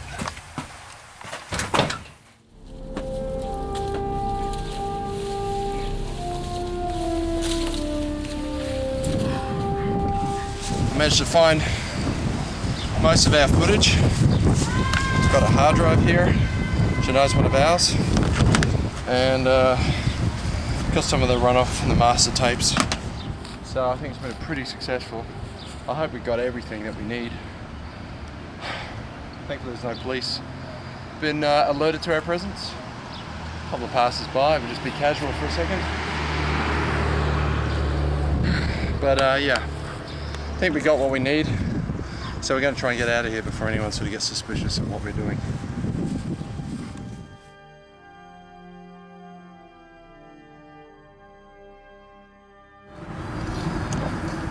He's decided to do a bit of a runner, and we're chasing him through the streets of Germany, and it's he's already sort of broken a few rules, sort of weaving in and out of the traffic. Nearly had a car accident a couple of times, and he's basically just got in his car and started driving off, and we're trying to catch up with him because he's got a Mercedes and he's been weaving in and out of the traffic a lot, and it's kind of hard to keep up with him on these little country German roads. We got caught behind a couple of vehicles, and he's basically gone, but I think we know where he's headed, so we're going to try and we're taking a guess as to where he's gone. Klaus, ich muss meinen Computerfile fertig machen. Okay, ja? No, camera, no. Yeah. I guess with all the money problems, you know, the effects company going broke and everything else, I was left with very little money to actually do the effects for the film. So I realized, okay, I'll learn how to do it myself, and I'll buy the equipment myself, and, you know, put a few staff on to help me run this. And it basically came down to Neil Johnson sitting in a room for 2 years and just doing the effects, which is not fun. But I had a great time. That's the cool thing about it. And I was able to hide in Australia at the time because I guess that was the cheapest country I could find to live in for that 2 years. I would have to haul myself occasionally doing music videos, which is not a bad thing, give me a bit of a break, but pretty much did the effects myself, which is nice because you don't have to sit there and you know, go through like, you know, 10 pieces of revision. If you want to change something, you just do it. You don't even have to talk to someone. You make the change yourself, and you want to keep polishing, you keep polishing. It liberated me in a certain way. I was freed up financially to just do the effects as well as I could. I mean, of course, I'm nothing like Industrial Light and Magic. I'm just one man with a bunch of computers, but it was still nice that I could artistically try and explore this, and this was pretty special. There's one effect that I'm really proud of. Okay, in a lot of movies you see these shots where they zoom down from the planet to the person standing on the street. That's kind of a cool thing, but I mean, we see this all the time, and I was sitting there, I mean, I look at the stuff and I know they cheat. It's obvious. I mean, you have to cheat because it's such a hard thing to do. I sat down for a year in between doing the other effects, and I worked out the mathematics of actually doing a real resolution zoom in 3D. And it was mathematically, it was kind of complex because I guess I had to guess and fill in the gaps. I had to try and make a perfect parabolic curve. So, you know, we start off slow, we speed up, and then we slow down. And the reality of this shot is, it took me a year to do the mathematics, and I think then 3 days to actually render the effect. But it's actually a real resolution zoom. It's exactly how the shot would be if you really were flying out into space. And I think the first version went for like 4 minutes. That was a little too much. I had to speed it up a bit. But that's pretty much how it would look. If you really were flying all the way up there, there's no tricks, there's no cuts or magic stuff where you sort of have to blur stuff out and go through clouds. That's exactly how it looks. And the thing I like about this shot as well is as you're zooming out, you can actually see the places she's been. You can see the snowy mountains where she passed over before they crashed. You can see the desert area. And you can see just up ahead that she's going to come to some water. And even further south of that is the start of the city. And so it's interesting when you actually, you know, I've placed all this stuff in there sort of mathematically to make it look exactly like, you know, it really would happen. And that's the sort of attention to detail you can do yourself because, I mean, hey, you're not paying the bills of anyone, you know, sitting there for like a year working out the mathematics. You do it yourself in your spare time.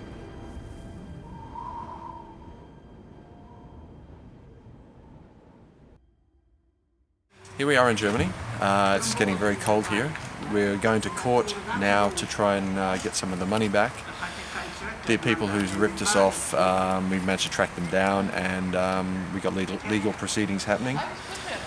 It's going to be a bit hard because I can't really speak much German, so I'm going to have a translator working with me all day. Unfortunately, they won't let any cameras into the courthouse, so I'll have to report how things go in the next couple of days once I get out. It's going to be a very tense time. It's costing me probably 25 grand in legal fees just to do all this, so I hope I get more than 25 grand out of it. We've just found out why it's getting so dark around here at 12 o'clock in the middle of the day. It turns out there's a partial eclipse happening, and if that's not a sign of what's about to happen, I don't know what is. So let's go inside and see what happens. It's actually real now. It's 7 o'clock at night. We just got out of the courthouse. Fortunately, I parked the car in the wrong spot, so it's been towed away. I managed to hitch a ride with the lovely lady who works in the courthouse. She's given me a lift back to the hotel. Everything went well. They offered us $50,000. You know, that was basically all they could come up with. We're doing extra scenes, obviously, that weren't in the other film. I decided to add these scenes in because I was not happy with the way the film has had a nice happy ending. It's too nice. Too nice? Don't you want to leave the audience with a warm, fuzzy feeling? Oh, they'll be left warm and fuzzy, but they'll also be left mind expanded. I don't need to think about it? Yeah, they need to think more about what's going on in the universe. Are you introducing new characters as well? I am, total new characters. Jesus. It's a whole new film, whole new scene, whole new sequence. It relates to the other scenes, but it's also a standout moment. Well, it's all about downloadable memories. You know, people can actually download their memories, and then, you know, in 1,000 years' time, you can actually relive the memories of all of our ancestors, if you wanted, or all the people who lived 1,000 years ago, because that's just technology. And so it's really taking upon that concept. And what happens if you're stuck in reliving those memories for about 6,000 years, and the processes start to break down. And why would you do that? Well, you've got three looks. You've got the astronaut look. Yeah. The Matrix Black Warrior knifey usual look, or you've got the ragtag armour bits. I think let's try the ragtag armour first. Alright, come with me. Yeah. I was in Neil's last one to become one. That was good fun. Low budget, very intimate, very fun.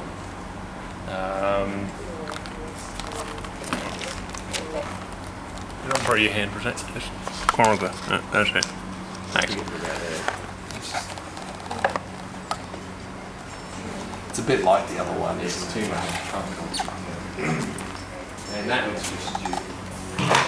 Yeah, Neil was a silly idea. Well, I think this is cool, personally. You wear it. I can't wear it for the rest of the shoot. I'm not taking it off. That's gonna hurt. It goes with that.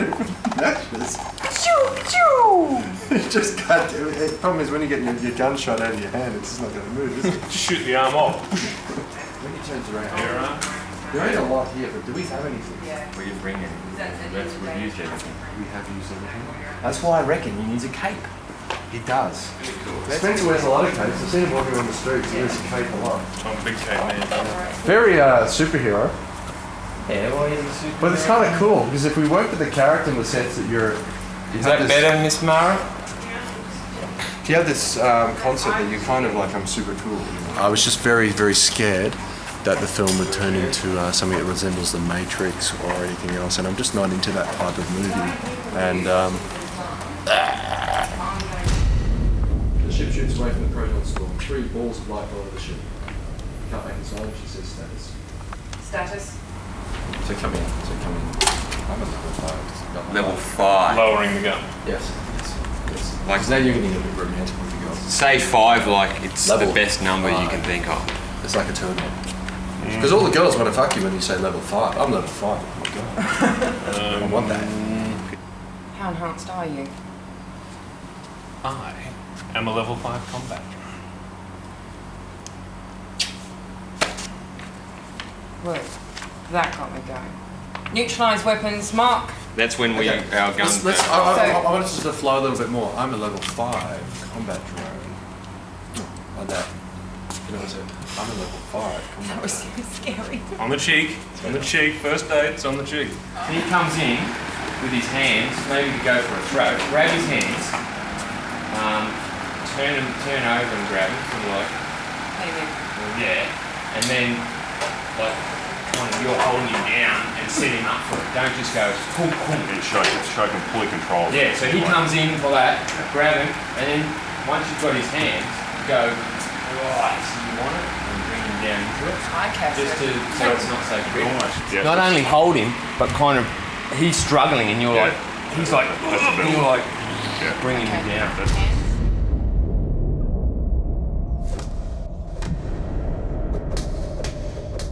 I'm going to take this out. And action. I need touch your leg, Eve.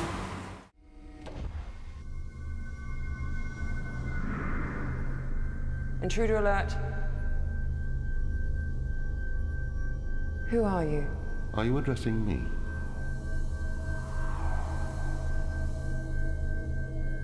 What are you? We were the Watchers. The Watchers? Obviously through the film many times we had budget problems, which forced me obviously to replace one of the name actors in the film.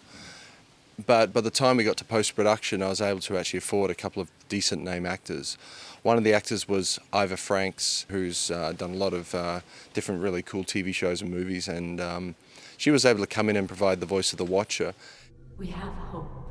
You must have the same. It's kind of a crazy thing for me to do. I mean, here's one of the most attractive women in Hollywood, and I'm the guy who comes along and gives her a voice role. So it's what we needed for the character of the Watcher. Needed a bit of authority, obviously a feminine touch, but you know, just something that was I guess unique and had something special about it. And she came in. We went to a little studio and recorded a voiceover. Did an amazing job. I'm Iva Franks. I was the disembodied human, the Watcher. From an acting point of view, I thought that because she was a disembodied human and she was more superior intellectually, and the other characters that she was speaking to, she kind of was looking down on them because they didn't understand the way of the universe and how things worked and what was supposed to happen. So I approached her as more of a superior being. I have the stored memories of 1,000 years of human existence. I will not sacrifice it. Iva, that's such a limited perspective. Well, I think that honestly, people's memories are kind of geared towards what they want them to be. Because if you have two people who have the same story, the same experience, the memory of the story is going to be different. I don't think you could get an honest memory off a microchip. I don't even know if you could actually take a memory. If you could gain wisdom if the person was an honest person and they were honest with themselves. And you can always gain wisdom from your elders. Iva, will I remember who I am? Will we be together? If you survive, remember me. When I was a kid, I used to love a British sci-fi series called Blake 7, and I needed a voice for the computer, but someone again who had an interesting texture to his voice. So Paul Darrow came on board and was kind enough to loan his voice talents. He's known as the character Avon in Blake 7. He's done lots of other, great British shows, and he's been on television, on stage and cinema, and I would think I was a little nervous when I got to meet him, but it was kind of cool. I mean, I worked with a lot of famous people, but meeting Paul Darrow was kind of different for me because, this is one of your childhood heroes, and it's kind of cool.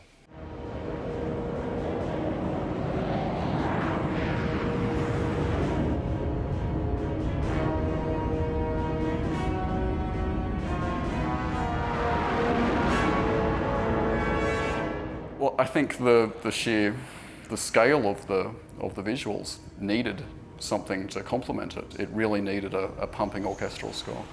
Originally, we discussed something which is quite minimalistic, like lots of ominous drones, and they're still in the score, and that's the beauty of the score. It has its complexity versus simplicity.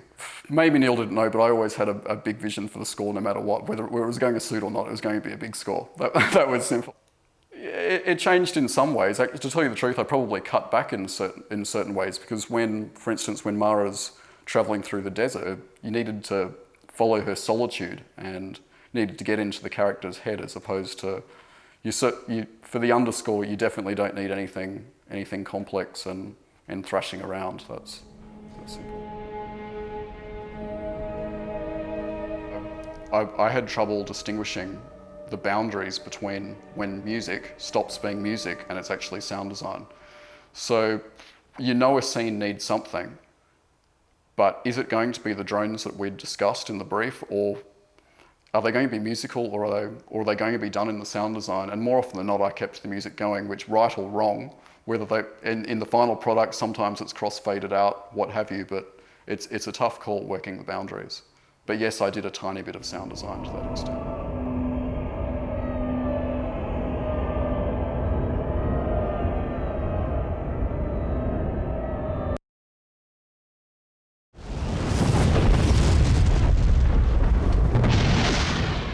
Neil's highly creative, but he doesn't want to thwart the process by trying to impose certain rules and rigid structures. He allows the creative process to be free. Normally, the directors I've worked with are pretty level at exactly what they want, and they're brutal about it. And even if you believe they're right or wrong, you just do what you're told, basically, and that's not an enjoyable way to work. That was the beauty of working with Neil. I had quite a fair input musically, what was going on. If ever I was confused as to the direction of a certain scene or what was going on, Neil's standard response would be, well, think horror.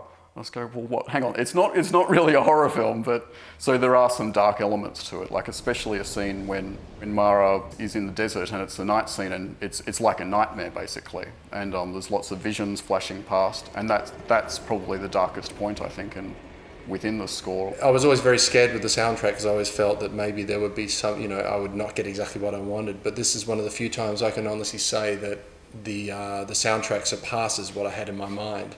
And I've worked with Owen now for 18 months, which really is, I guess, a good test of character.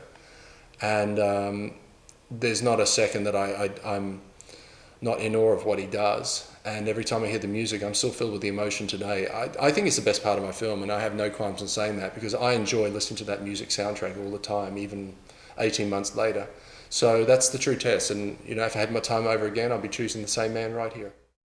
It's now October 2005, and I've just finished doing the sound mix tonight, and by coincidence, we have an incredible lightning storm happening, so it's pretty cool. 2 years doing special effects kind of rattles your brain. I just want to get out there now and have a bit of fun again in life and just enjoy myself and start writing the next 3 films. I can't stop myself. Once I do a film, I have to do another one, And I'm kind of on this mission. I don't know what mission that is, but I just like making movies, and I just keep doing it and keep doing it until I get to the point where I've got all that out of my system, but I've got a long way to go. I'm so happy doing this. Nothing's ever made me happier making films. It's the best thing I could ever do in life. I mean, forget the girls, forget the money, forget the hot sports cars and everything else, and going shopping and buying nice clothes. It's all bullshit, because I make movies, and that's the greatest thing in the world. And I've been doing this for like 17 years. I was the youngest television director in Australia at 21. I'm now 38. I've been directing 17 years, and I wouldn't change a thing. The one thing that I can say about Neil was that he kept the balance the whole time for me, and I think that says a lot about a director that, is aware of the process of an actor, and considering that I was away from my partner and my son, which was the first time ever, I was battling a lot. I think Neil Johnson, as a director from this actor's point of view, I would have to say his drive and his focus. If you put it on a level of 1 to 10, give it 50. For many, many months and years, Neil was basically just his own man, and it was only him and his editing suite. And I would have probably given up myself. I have to take my hat off, for the stubbornness and the tenacity that Neil has shown. And I mean, he went to the extreme of selling his house to get more money. He went to a lot of expense to send an unknown actor to America and put all of his trust in that. And I think he's got vision beyond a lot of us to see what he saw. So I could have really crumbled many times. I had a lot of stress inflicted upon me by other people, and it would have been easy just to say, oh, fuck this, I'm giving up. Ultimately, because he has such a passion for what he does and in creating something and really wanting to tell this story, it kept me very enthused, and it kept me believing in the project the whole time. For me, this is always what I've wanted to do in my life, And I think the number one lesson I've learned is never give up. No matter what people do. I've had people come along, try to rip me off financially. People tell me that I don't have what it takes to be a director or anything else. People always try and put you down. And that's a very sad thing, especially in this country, because we've always got to be very positive. So no matter what people tell you, just never give up. That's all I can say.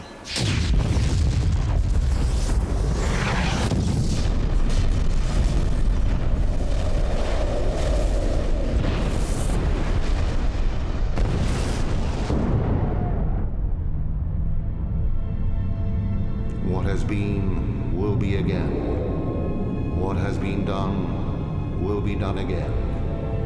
There is nothing new under the sun.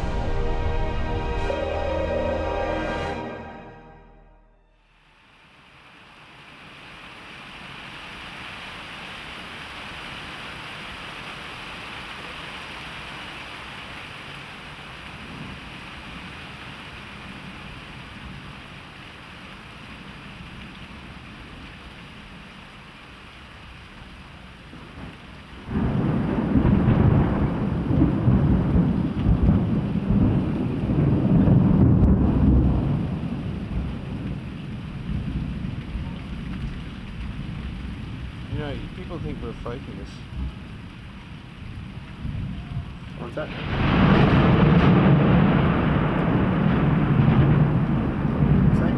People would think we're faking it.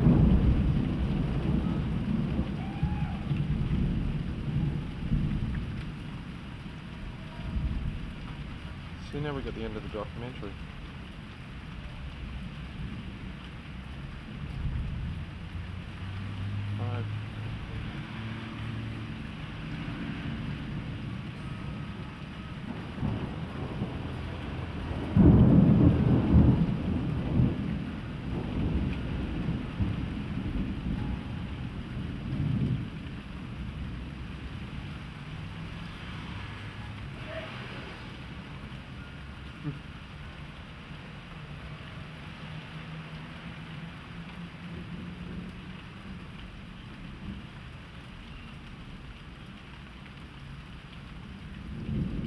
See the lightning behind me when I was talking? Wow, did you see that one? Yeah, a bolt. Oh yeah.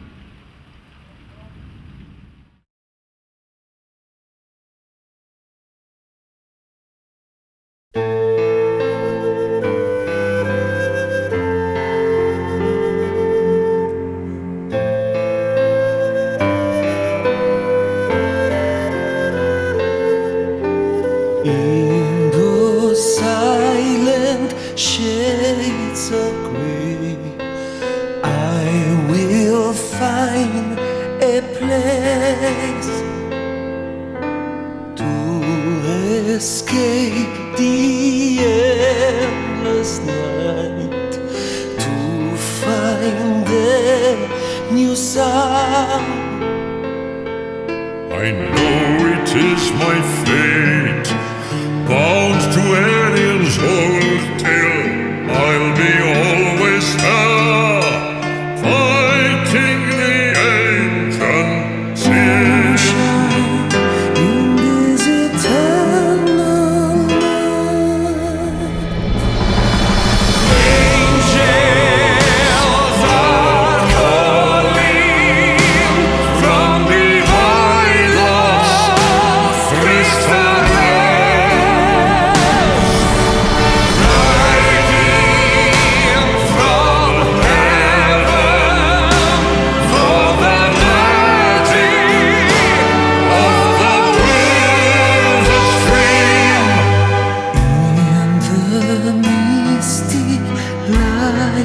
of dawn, between heart and soul. Elgas calling for new hope to avoid our fall. I know it is my fate, bound to aliens old tale. I'll be always there, fighting the ancient sin.